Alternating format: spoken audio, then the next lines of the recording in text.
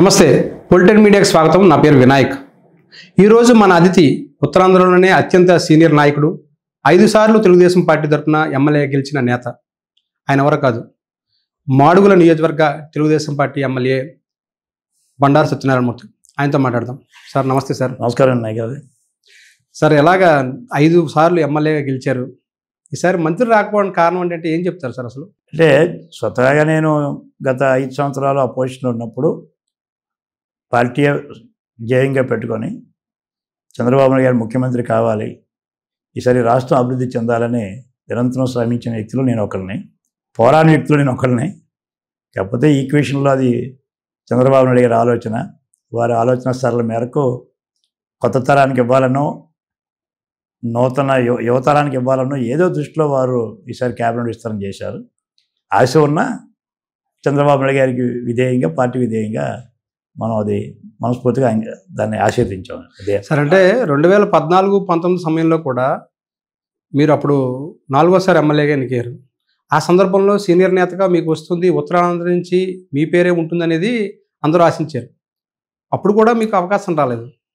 నేను మొన్నటి కంటే నేను 14లో నేను ఎక్కువ ఎక్స్పెక్ట్ చేశాను. ఎందుకంటే 2009లో 2004లో రాజశేఖర రెడ్డి గారు ముఖ్యమంత్రి అయిన తర్వాత చాలామంది ఇళ్లలోంచి రాలేదు, మాట్లాడడానికి ధైర్యం చేయలేదు. అలాంటిది పాదయాత్ర, సైకిల్ యాత్ర చేసి మొత్తం పార్టీని మళ్ళా ఏజెన్సీలో సైతం నేను పాదయాత్ర చేసి పార్టీని ఒక పటిష్టపరచడంలో, చంద్రబాబు గారి నాయకత్వాన్ని బలపరచడంలో నేను చాలా కృషి చేశాను. 19లో అధికారంలో రాలేదు, రాకపోయినా మళ్ళీ నాకు 2 జిల్లాలు అప్పచెప్పారు, శ్రీకాకుళం, విజయనగరం అప్పచెప్పారు. అప్పుడు కూడా రేయింబోల్లో పనిచేశాను. పార్టీకి అక్కడ ఆ జిల్లా వాళ్ళు తెలుసు, పగలు రాత్రంగా పనిచేశాను. 14 ఎక్స్పెక్ట్ చేశాను గ్యారంటీగా ఈసారి. ఎందుకంటే అప్పుడున్న ఈక్వేషన్స్లో అప్పుడున్న నాయకులు అతను ఇబ్బంది పెట్టే పరిస్థితుల్లో, అతను నాయకుడు కొంతమంది నేను జాయిన్ చేసుకుంటుంటే పార్టీని పట్టించుపడుతుంటే ఇబ్బంది పెట్టే పరిస్థితుల్లో కూడా నేను ఎదుర్కొన్నాను. అనుకున్నాను 14 గ్యారంటీ అని నేను పూర్తి ఆశతో ఉన్నాను. దురదృష్టం మరి నాకు ఎందుకో. అంటే దీని వెనకాల ఏమైనా కుట్రలు జరిగాయా మీ పార్టీలో? ఏమైనా అంటే బండారు సత్యనారాయణమూర్తికి ఈసారి ఇవ్వకూడదు అనేది వెనకాల తెర వెనకాల ఏమైనా జరిగిందంటారా? కుట్ర ఏమీ లేదండి. ఇప్పుడు ఏమవుతుందంటే కొందరు అనకూడదు కానీ కొద్దిగా ర్యాష్గా ఉండడమో, అధిష్టానం మీద ఏదైనా థ్రెట్ ఇవ్వడమో, లేకపోతే ఓపెన్గా మాట్లాడడం. నాకేంటంటే లాయల్గా ఉంటాను. చంద్రబాబు నాయుడు గారికి మా మాటకి జవదాటను. నేను ఏది పైకి అంత తొందరపడి మాట్లాడను. అంటే చెప్తే వింటాడు లేని అభిప్రాయం అని అనుకుంటున్నాను. ఈయనకేం పర్వాలేదు చెప్తే, అవతల పక్క వాళ్ళేమో పైన ఉంటే ఏమైనా ఇబ్బంది పెడతారేమో, ఏమైనా మాట్లాడతారేమో, అందుకే అసలు వాళ్ళు మాట్లాడిన వ్యవహారాలు ఉన్నాయి కదా, అవన్నీ తెలుసు ఆయనకి. ఆ దృష్టిలో నాకు ఎంత దురదృష్టం అంటే, బాధపడిన విషయం అంటే, మంత్రే కాదు తిరుపతి దేవస్థానం బోర్డు మెంబర్గా నా పేరు రాసి స్కోరింగ్ ఇచ్చి తీరా అందులో నా పేరు లేదు. అంటే 14-19లో పదో మాట పక్కన పెట్టండి, మంత్రి మాట ఎలా తిరుపతి దేవస్థానం పేరు రాసి చేశారు. అయినా నేను పార్టీ కోసం నేను సరే ఇవన్నీ మనం భరాయించాలి, తప్పదు.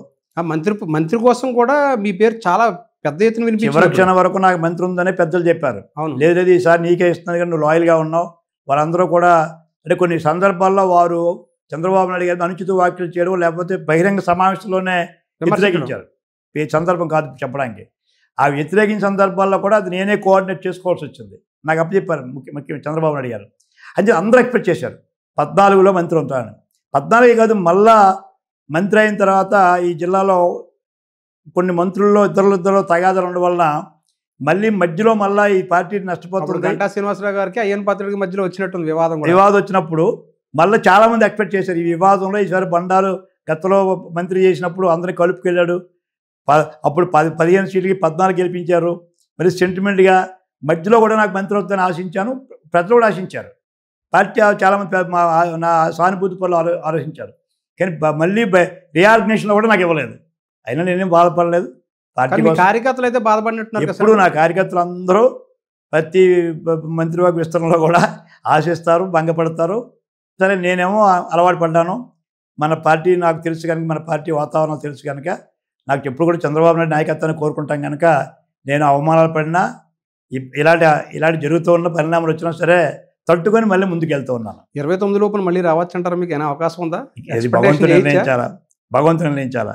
ఇక్కడ 14 నుంచి మరి 19 గవర్నమెంట్ నేను మంత్రి ఇవ్వకపోయినా, తిరుపతి దేవస్థానం బోర్డు మెంబర్ ఇవ్వకపోయినా, నేను మళ్ళీ 19 నేనే పోరాడాను. విశాఖ జిల్లాలో కావాలంటే ఎవరన్నారు ఎవరు ఏ అవినీతి తీశారనంటే అది బండారు సత్యనారాయణ తీసిందే.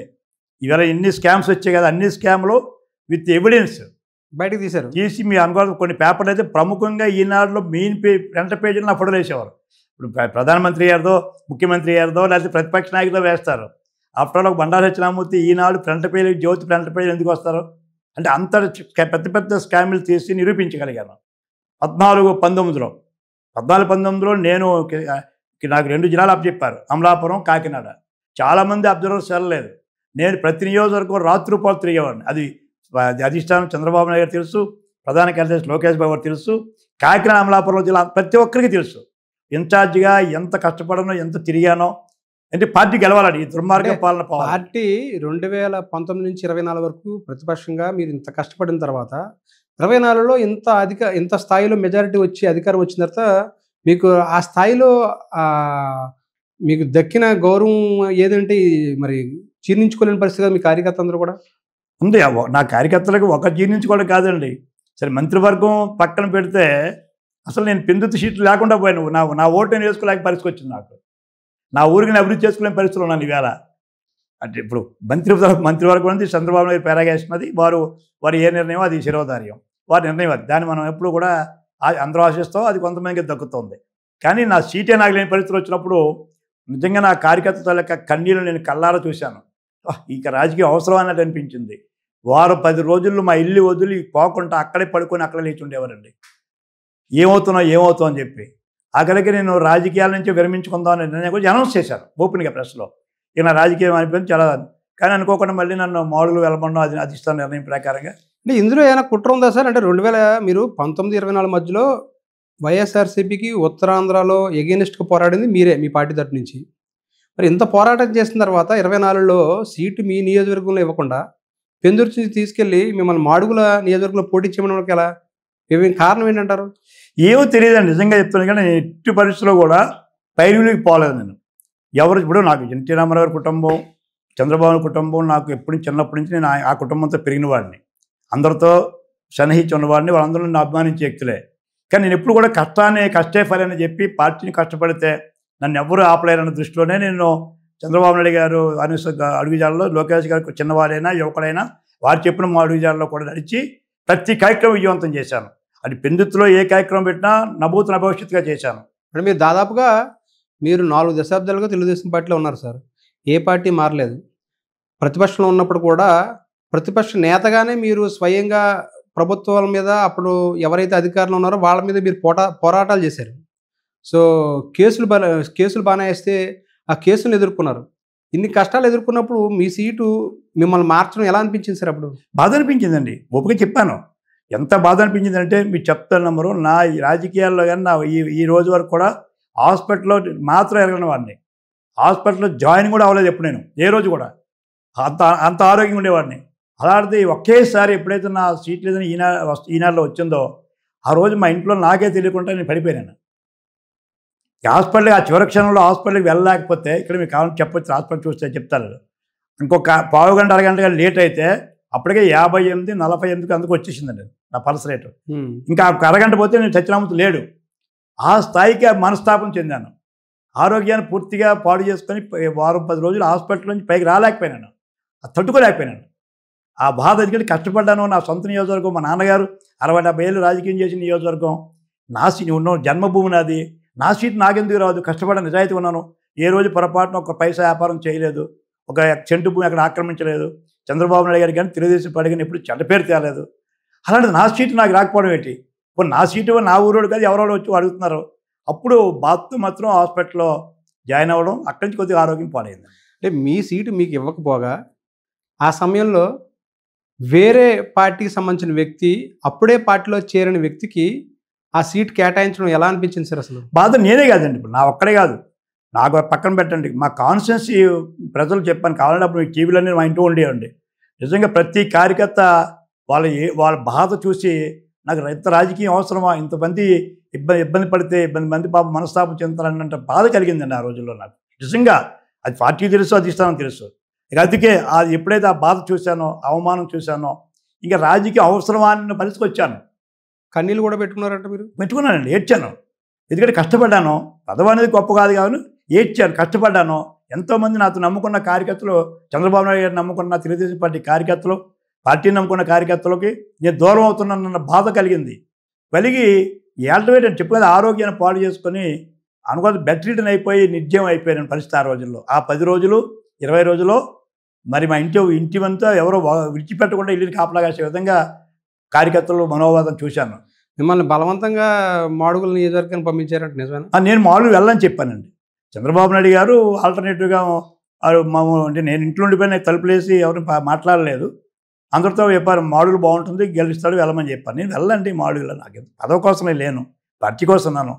మళ్ళీ నేను మాడుగులు వెళ్ళి మళ్ళీ అక్కడున్న ఆశావాదులు కష్టపడిన వాళ్ళ ఉసురు నాకు తగులుతుందని చెప్పి నేను వెళ్ళకూడదని డిసైడ్ అయిపోయి ఇంట్లో ఉన్నాను.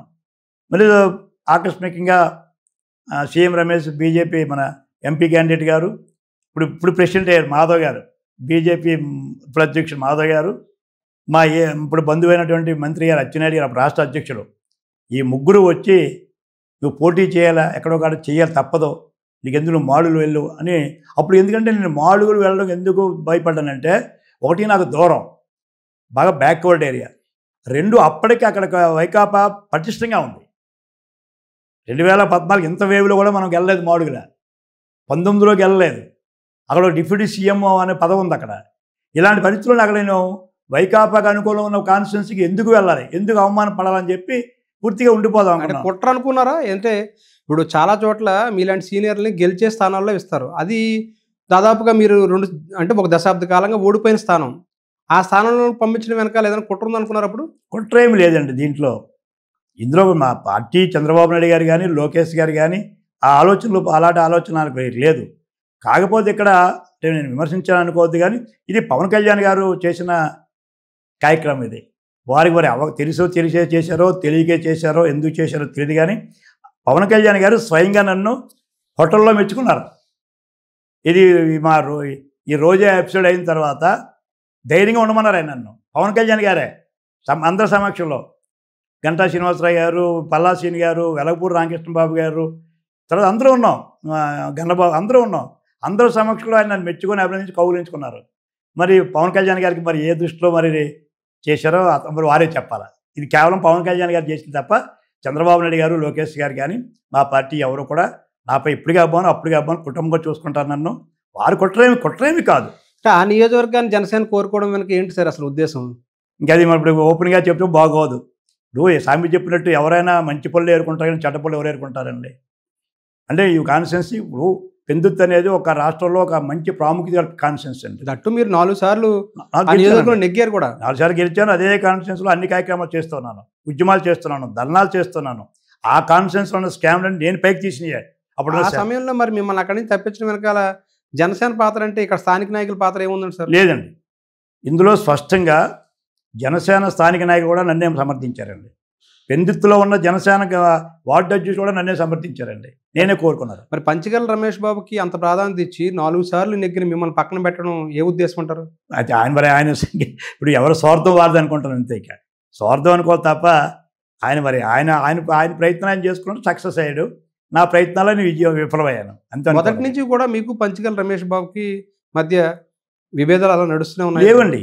యాక్చువల్గా పంచగల రమేష్ బాబు గారు 2009లో పోటీ చేసే వరకు రమేష్ బాబు గారు నాకు ఎవరో తెలియదు. ఎవరో మీటింగ్లో కలిసి చూశాను తప్ప సడన్గా సడన్గా వచ్చి నామినేషన్ చేశారు ఆయన.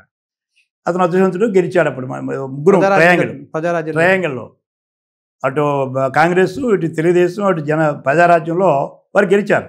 గెలిచిన 5 ఏళ్ళు మాకు పెద్ద కాంట్రవర్సీ ఏం లేదండి. ఆయన 3 సంవత్సరాలు ప్రభుత్వం లేడు ఆయన, ఏముంటుంది పాపం ఆయనకి. తర్వాత ప్రభుత్వాలు వచ్చినప్పుడు కూడా మేమీ కాంట్రవర్సీ పడలేదు, చక్కగా కలిసి ఉన్నాం. 14 మళ్ళీ ఎలమంచి ఎమ్మెల్యే అయినప్పుడు కూడా కలిసే చేసుకున్నాం, ఒక కుటుంబంగా ఉన్నాం, ఫ్యామిలీగా ఉన్నాం. ఇప్పుడు 14లో కూడా ఆయనకి మాకు ఏ కాంట్రవర్సీ లేదు. రమేష్ గారు ప్రభుత్వం మారిపోయిన తర్వాత పార్టీ మారుతాడని తెలిసి నేను అమెరికా వెళ్ళిపోతున్న తరుణంలో చంద్రబాబు నాయుడు గారిని కలిసి ఫలానా వ్యక్తి పార్టీ మారిపోతున్నాడు సార్, మీరు పిలిచి మాట్లాడమని చెప్పేలా నేను పార్టీలో ఉంచుదామని. నేను చనిపోయారు లాలం భాస్కర్ గారు, అంటే అతనికి నాకు ఏ రకమైన భేదాలు లేవు. కాకపోతే ఆయనకున్న పవన్ కళ్యాణ్ గారి కుటుంబంతో, చిరంజీవి గారి కుటుంబంతో ఉన్నటువంటి సాంగత్యం ఆయనకి బాగా ఉపయోగపడింది. ఓకే, అదే మీకు టికెట్ రాకుండా చేసింది అంతే. ఆయనకి పవన్ కళ్యాణ్ గారికి చిరంజీవి గారి కుటుంబంతో ఉన్నటువంటి అనుబంధం ఆ అనుబంధం ఆయన పనిచేసిందండి. మాడుగులు ఎలా అవకాశం దక్కింది సార్? మీరు 20 రోజుల పాటు ఆరోగ్యం బాగోలేక హాస్పిటల్‌లో ఉన్నారు. ఆ సందర్భంలో మాడుగుల పంపించడం వెనకాల మాడుగుల టికెట్ ప్రకటించడం వెనకాల ఏం జరిగింది సార్? ఎపిసోడ్ ఏంటి? అదేనండి, మాడుగుల కారణం ఉందండి. ఎందుకంటే వాస్తవం అయితే మాడుగులు నా బంధువులు ఎక్కువండి. మొత్తం బంధుత్వం అంతా మాడుగులో ఉంది. 22,000 ఓట్లు దగ్గర బండారని సర్నేమ్‌తో మా వాళ్ళు ఉన్నారండి అక్కడ. కేవలం సర్నేము బండారని గ్రామాలు ఉన్నాయి. ఆ గ్రామాల్లో ఎవరు గెలిచినా బండారులో గెలుస్తారు. అది ఒకటి. 2, నాకు మాడుగులతో సత్సంబంధాలు ఉన్నాయి, బంధుత్వాలు ఉన్నాయి. అనేక ఉద్యమాల్లో, పాదయాత్రల్లో ధర్నాలు చేసిన అనుభవం ఉంది. దాని మీద సర్వేలో అంటే అంతకుముందు ఒకసారి చంద్రబాబు నాయుడు గారి సర్వేలో కూడా మాడుగులు అయితే బాగుంటుందని రావడం జరిగిందండి. ఆ దృక్పథంతో చంద్రబాబు నాయుడు గారు మాడుగులు అయితే గెలుస్తున్నాడు, అక్కడ ఉన్న పరిస్థితులు బాగోలేవండి. ఎందుకంటే నేను మాడుగులు వెళ్ళడానికి కూడా కారణం, అక్కడ ముగ్గురు మా పార్టీ నాయకులే పోటీ పడుతున్నారు. అవును. ముగ్గురు వర్గాలు విడిపోయినారు. విడిపోవడంతో ఇక ముగ్గురు ఎవరైనా ఇంకా ఒకరికొకరు ఓడించుకుంటారు. ఇక సత్యనారాయణమూర్తి అయితే అందరూ కలిసి పనిచేస్తారు, సీనియర్ కదా, అందరితో బాగుంది. ముగ్గురు నాకు బాగా కలిసిన వాళ్ళే. ఎవరైతే పనిచేశారు సార్, మీకు కలిసి పనిచేశారు? రామనాయుడు గారు కానీ, పివిజి కుమార్ గారు కానీ, పైలి ప్రసాద్ గారు కానీ మనసా వాచ పూర్తిగా నాకు సంపూర్ణ మద్దతు ఇచ్చారు. నాకు గెలుపు కృషి చేశారండి. వారు ఏ రకమైన పొరపాటు చేయలేదు. మీరు ఆ నియోజకవర్గం అడుగుపెట్టినప్పుడు గెలుస్తానని అనుకున్నారా సార్ అసలు? నేను టఫ్ ఫైట్ అనుకున్నానండి. చాలా కష్టం. సరే, పార్టీ ఒక టాస్క్ ఇచ్చింది. ఏదైనా సెంటర్ కదా, కష్టమైనప్పుడు కూడా దాన్ని మంచిగా తీసుకోవాలని చెప్పి అది ఒక రిస్క్ టాస్క్ తీసుకున్నానండి. చాలామంది నాకు చెప్పారు ఫోన్ చేసి, ఏమండి మీరు మాడుగులు ఎందుకు ఒప్పుకున్నావు సత్యనారాయణమూర్తి, మాడుగులు గెలుస్తాం అనుకున్నావేంటి, నీ లైఫ్ ఎంతో మంచి లైఫ్, మంచి పేరున్న వాడివి, ఇప్పుడు అక్కడ వెళ్ళి ఓటమి చెందావు అన్నట్టు ఎందుకు తీసుకొని వస్తున్నావు, వద్దని నాకు సజెస్ట్ చేశారు. సర్వేలు బాగోలేవు అక్కడ, మరి వైకాపా బాగా మద్దతు ఉంది అక్కడ, నువ్వు అనవసరంగా వెళ్తున్నావు, నా మాటిని నువ్వు ఉండిపో, తర్వాత ఏదో చేస్తారు చంద్రబాబు నాయుడు గారు, నువ్వు పార్టీ విధేయుడు, ఎటు వెళ్ళవు, ఏ పార్టీకి వెళ్ళవు. నాకు ఆఫర్లు వచ్చాయి, పార్టీల ఆఫర్లు, అవి కూడా చాలా చెప్తాను మీకు. అప్పుడు ఆఫర్లు వచ్చినప్పుడు వెళ్ళలేదు, అంచేత వెళ్ళొద్దన్నారు. కానీ అధిష్టానం నేను ఎప్పుడైనా మొట్టమొదటి నుంచి ఈ రోజు కూడా మీ రూమ్లోకి వచ్చినాక కూడా ఎప్పుడు చంద్రబాబు నాయుడు గారు తెలుగుదేశం పార్టీ మాటను చెవదాట్లేదండి. అర్ధరాత్రినప్పుడు పార్టీ ఆఫీస్ నుంచి పలానా చిత్తూరు వెళ్ళమంటే చిత్తూరు వెళ్ళిపోవడం అంతే నా పని, అమలాపురం అంటే అమలాపురం వెళ్ళిపోవడమే, ఎక్కడ వెళ్ళమంటే అక్కడ వెళ్ళడం నా పద్ధతి. అంచేత పార్టీ చెప్పింది, పార్టీ నిర్ణయాన్ని మనం శిరోధార్యం అని చెప్పి అప్పటికప్పుడు సడన్గా నేను మాడుగులోకి ఎంటర్ అయ్యి 21 రోజుల్లో 28 మెజార్టీతో నన్ను ఆ ప్రజలు గెలిపించడం జరిగిందండి. ఇప్పుడు మాడుగులో చాలా టఫ్ ఫైట్ మీరు దాదాపుగా ఊహించింది. ఎందుకంటే అటువైపున డిప్యూటీ సీఎం, మీరు ఒక మాజీ మంత్రిగా చేసినప్పటికి కూడా మీకు కొత్త నియోజకవర్గం. ప్రజలు ఎలా ఆదరించారంటే ఏం చెప్తారు సార్? అక్కడ ప్రజలు ఆదరించడానికి కారణం, సరే మహాకూటమి తాలూకా బలం ఉంది, నేను దాన్ని కాదన్నాను. మహాకూటమి బలమే ఈరోజు అందరినీ గెలిపించింది. చంద్రబాబు నాయుడు నాయకత్వం, మోడీ గారి తాలూకా ఆశీస్సులు, పవన్ కళ్యాణ్ తాలూకా సంపూర్ణ మద్దతుతో మేము ఉన్నదని తెలుసు. కానీ అక్కడ ఉన్నది ఏంటంటే చాలా వెనుకబడిన ప్రాంతం అండి. 75 ఏళ్ళుగా మీరు మాడుగులు 79 ఏళ్ళు వస్తుంది. మాడుగుల్లో ఒక్క ఎడ్యుకేషన్ ఇన్స్టిట్యూట్ లేదండి. ఐటీఐ లేదు, పాలిటెక్నికల్ లేదు, ఇంజనీరింగ్ కాలేజ్ లేదు, ఒక్క రెసిడెన్స్ స్కూల్ లేదండి. ఒక్క రెసిడెన్స్ స్కూల్, బీసీ కానీ, ఎస్సీ కానీ, ఎస్టీ కానీ ఒక్క రెసిడెన్స్ స్కూల్ లేదు. ఒక్క 40 ఫీట్ రోడ్ లేదండి. ఒక్క ఇండస్ట్రీ లేదండి. మరి డిప్యూటీ సీఎంగా ఈయన దాదాపుగా 2.5 ఏళ్ళు చేశారు. నియోజకవర్గంలో నేను అన్ని రోడ్లు వేసానని ఆయన చెప్పుకునేవారు. డిప్యూటీ సీఎంగా ఆయన బూడిముత్యాలని అడిగారు, మరి ఏమీ జరగలేదంటారా? ఎక్కడైనా ఇప్పుడు ఉదాహరణకే వడ్డా నుంచి తాడిపత్రి రోడ్డు 22 కోట్లు శాంక్షన్ అయి ఉన్నదాన్ని కనీసం టెండర్ పిలిచి పని స్టార్ట్ చేయించుకోలేకపోయినాడు. మన మన గౌరవాల నుంచి కాశీపురం రోడ్డు అలాగే కాంట్రాక్టర్ చేత కొన్ని చిన్న కలవట్లు చేసి వదిలేశాడు. 4 ఏళ్ళ ముందు శాంక్షన్ అనేవి ఇప్పుడు అన్నీ పూర్తి చేసేసాను. రేపు మాపు తారు వస్తుంది, కంప్లీట్ చేస్తున్నాం. రోడ్లు వేరే పోనీ రెసిడెన్స్ స్కూల్స్ అండి, కనీసం ఒక్క బీసీ ఎస్టీ రెసిడెన్స్ స్కూల్ లేని ఏకైక నియోజకవర్గం మాడుగుల. ఆ నియోజకవర్గం చూస్తే అంటే మామూలుగా గత గవర్నమెంట్లో మేము ఎడ్యుకేషన్కి అత్యంత ప్రాధాన్యత ఇచ్చాము, అదేవిధంగా హెల్త్కి అత్యంత ప్రాధాన్యత ఇచ్చాము అనేది ఆ గవర్నమెంట్ చెప్పుకునేది ప్రతిసారి కూడా. మరి ఒక ఎడ్యుకేషన్ ఇన్స్టిట్యూట్ కూడా తీసుకురాలేకపోయారంటారా డిప్యూటీ సీఎంగా అయినా? ఒక్కటి లేదండి, చెప్పండి, ఇవాళ లేదు. ఇప్పుడు అదే నేను లోకేష్ గారికి, పెద్దలు యువకులు గౌరవనీయులు లోకేష్ గారిని అడిగేది అదే, అయ్యా ఒక్క ఐటీఐని ఇవ్వండి, ఒక పాలిటెక్నిక్ కాలేజ్ ఇవ్వండి, లేకపోతే ఒక జూనియర్ కాలేజ్, చీడిగాల్లో బ్యాక్వర్డ్ ఏరియా జూనియర్ కాలేజ్ లేదు, ఎడ్యుకేషన్కి ఏమీ లేవు. మొన్న మా సీఎం రమేష్ చెప్పాను, నీకు ఢిల్లీలో బాగా ఇన్ఫ్లుయెన్స్ ఉంది ఎంపీగా, యూనివర్సిటీ వస్తున్నాయి గవర్నమెంట్ ఆఫ్ ఇండియాలో, ఒక్క యూనివర్సిటీ పట్టరండి. ఇక నేను పెందుతులో ఉన్నప్పుడు 3 యూనివర్సిటీ ఇచ్చానండి. 3 యూనివర్సిటీలు, పెట్రోలియం అండ్ ఎనర్జీ యూనివర్సిటీ నేను తీసుకొచ్చింది, పెట్రోలియం స్కిల్ డెవలప్మెంట్ నేను తీసుకొచ్చింది, ఎక్కడో గాలిలో ఉండిపోయిన మాల్టోన్ యూనివర్సిటీ స్టార్ట్ చేయించింది నేనే, లా యూనివర్సిటీని కంప్లీట్ చేసింది నేనే ఒక్క మండలంలో. అలాంటిది ఒక్క యూనివర్సిటీ తెమ్మని చెప్పాను. నేను కేంద్రీయ విశ్వవిద్యాలయం కేంద్రీయ మంత్రితో మాట్లాడి, కేంద్ర మంత్రితో మాట్లాడి కేంద్రీయ విశ్వవిద్యాలయం వస్తున్నాయి, ఒకటి తీసుకొస్తా అని చెప్పి సీఎం రమేష్ గారు మాట ఇచ్చారు. లోకేష్ గారు మొన్న పాలిటెక్నిక్ కాలేజ్ అడిగినప్పుడు మంత్రి గారు, ఐటీ మినిస్టర్ గారు, వారు కూడా ఒక రిపోర్ట్ కాల్ఫర్ చేశారు. మాడుగుల్లో పాలిటెక్నిక్ కాలేజ్ ప్రపోజల్ వెళ్తూ ఉందండి. రెసిడెన్స్ స్కూల్స్ ఇంకా వస్తే 1 కానీ 2 కానీ తీసుకొని రావాలండి. ఇటీవల మహానాడులో మీరు చేసిన వ్యాఖ్యలు చాలా కలకలం రేపాయి. ఎమ్మెల్యేగా ఉన్నందుకు సిగ్గుపడుతున్నా అన్నారు. ఎందువల్ల అన్నారు సార్? ఏం లేదండి, ఇప్పుడు నేను 1 year అయింది బ్యాక్వర్డ్ ఏరియా కాన్స్టిట్యున్సీ. ఇప్పుడు ఎలా ఉందంటే విశాఖపట్నంలో కొన్ని కాన్స్టిట్యున్సీలు ఉన్నాయి. ఉదాహరణకి పెందుర్తి కానీ, భీమునిపట్నం కానీ, అనకాపల్లి కానీ అర్బన్ ఫండ్స్ బాగా వస్తున్నాయి. చాలా విఎంఆర్డీ కానీ, జిఎంసీ కానీ ఒక్కొక్క ఎమ్మెల్యేకి 50 కోట్లు 100 కోట్లు ఇస్తున్నారు ఇవాళ.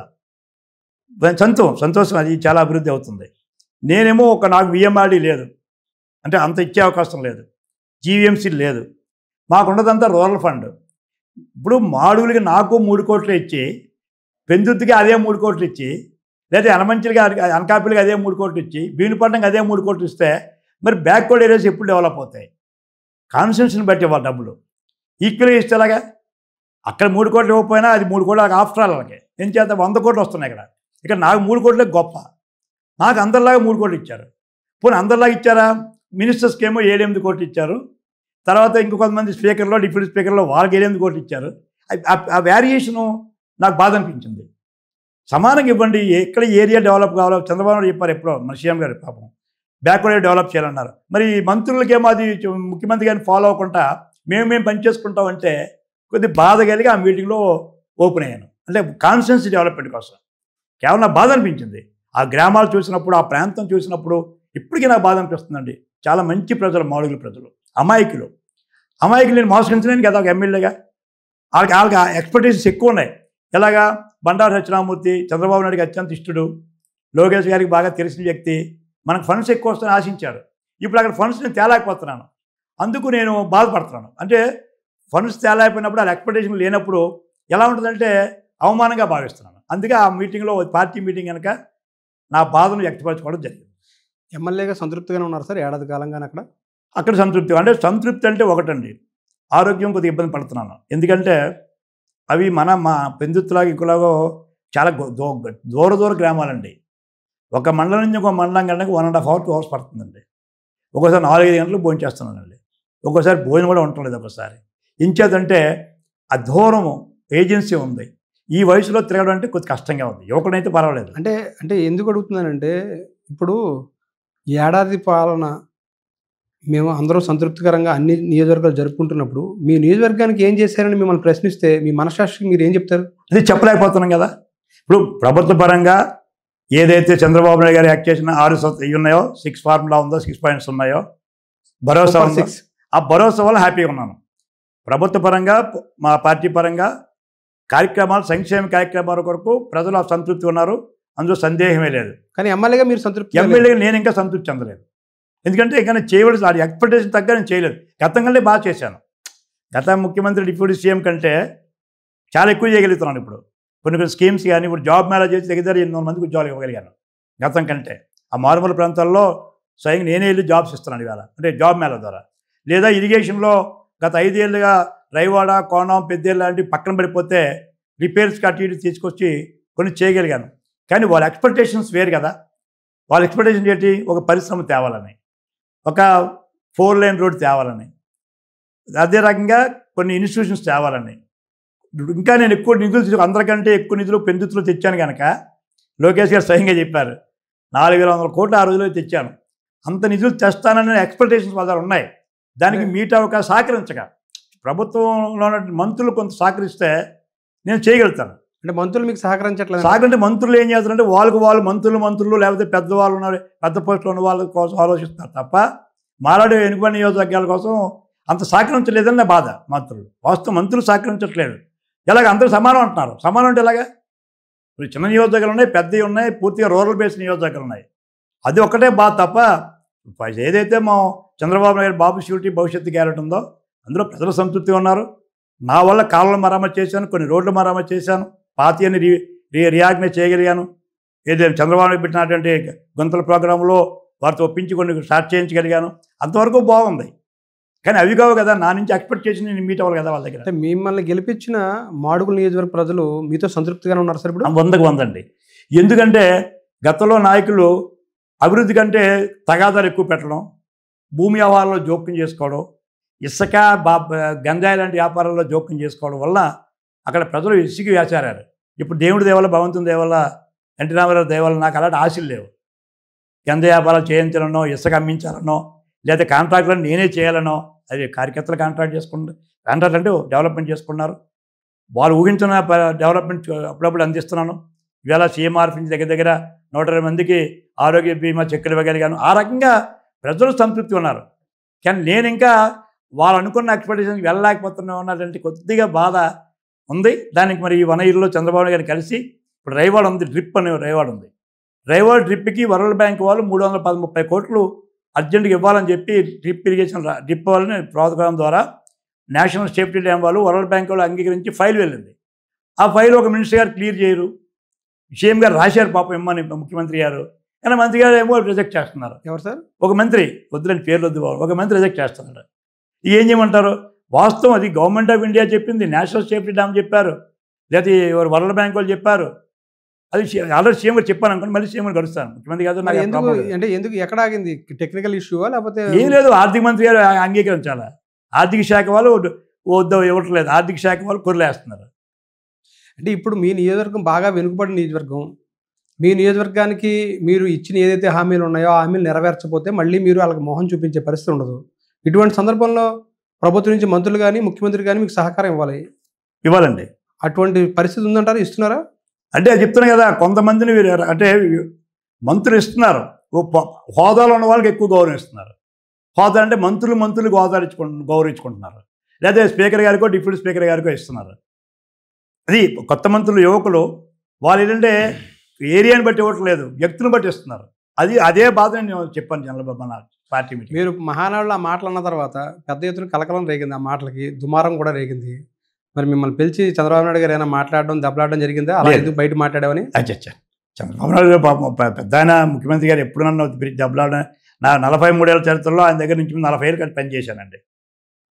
కార్యదర్శిగా, ప్రెసిడెంట్గా, మంత్రిగా ఎప్పుడూ చంద్రబాబు నాయుడు గారు పొరపాటును కూడా సత్యనారాయణమూర్తిలా చేసామని అనుకున్న పదవి తెచ్చుకోలేదండి. ఎప్పుడు పార్టీకి వ్యతిరేకంగా నేను మాట్లాడలేదు. మీరు మాట్లాడిన మాటల తర్వాత ఇప్పుడు ఎవరైతే మంత్రులు అవ్వచ్చు, లేదంటే పార్టీ లీడర్స్ కదా రిలీజ్ అయ్యారా? మిగతా నియోజకవర్గాల్లో కూడా ఇలాంటి పరిస్థితి ఉందని కొంతమంది అయినా బయట పెట్టారు. అప్పుడు చాలామంది మూర్తి గారు మీరు కరెక్ట్గా వస్తుంది చెప్పారు, వాళ్ళు పని చేసుకుంటే మన నియోజకవర్గాలు ఎక్కడ అభివృద్ధి అని చాలామంది నాతో మాట్లాడడం జరిగిందండి. చాలామంది మాట్లాడారు. ఈ విషయం మీద లోకేష్ గారు ఏమన్నారు సార్? లోకేష్ గారు కలిసాను, చంద్రబాబు నాయుడు జనరల్గా ఒక మాట చెప్పారు. పార్టీ అది వాస్తవం కదా, అధినాయకుడిగా మాకు ఆయనకు హక్కు ఉంది, మేము వినవలసిన బాధ్యత ఉంది.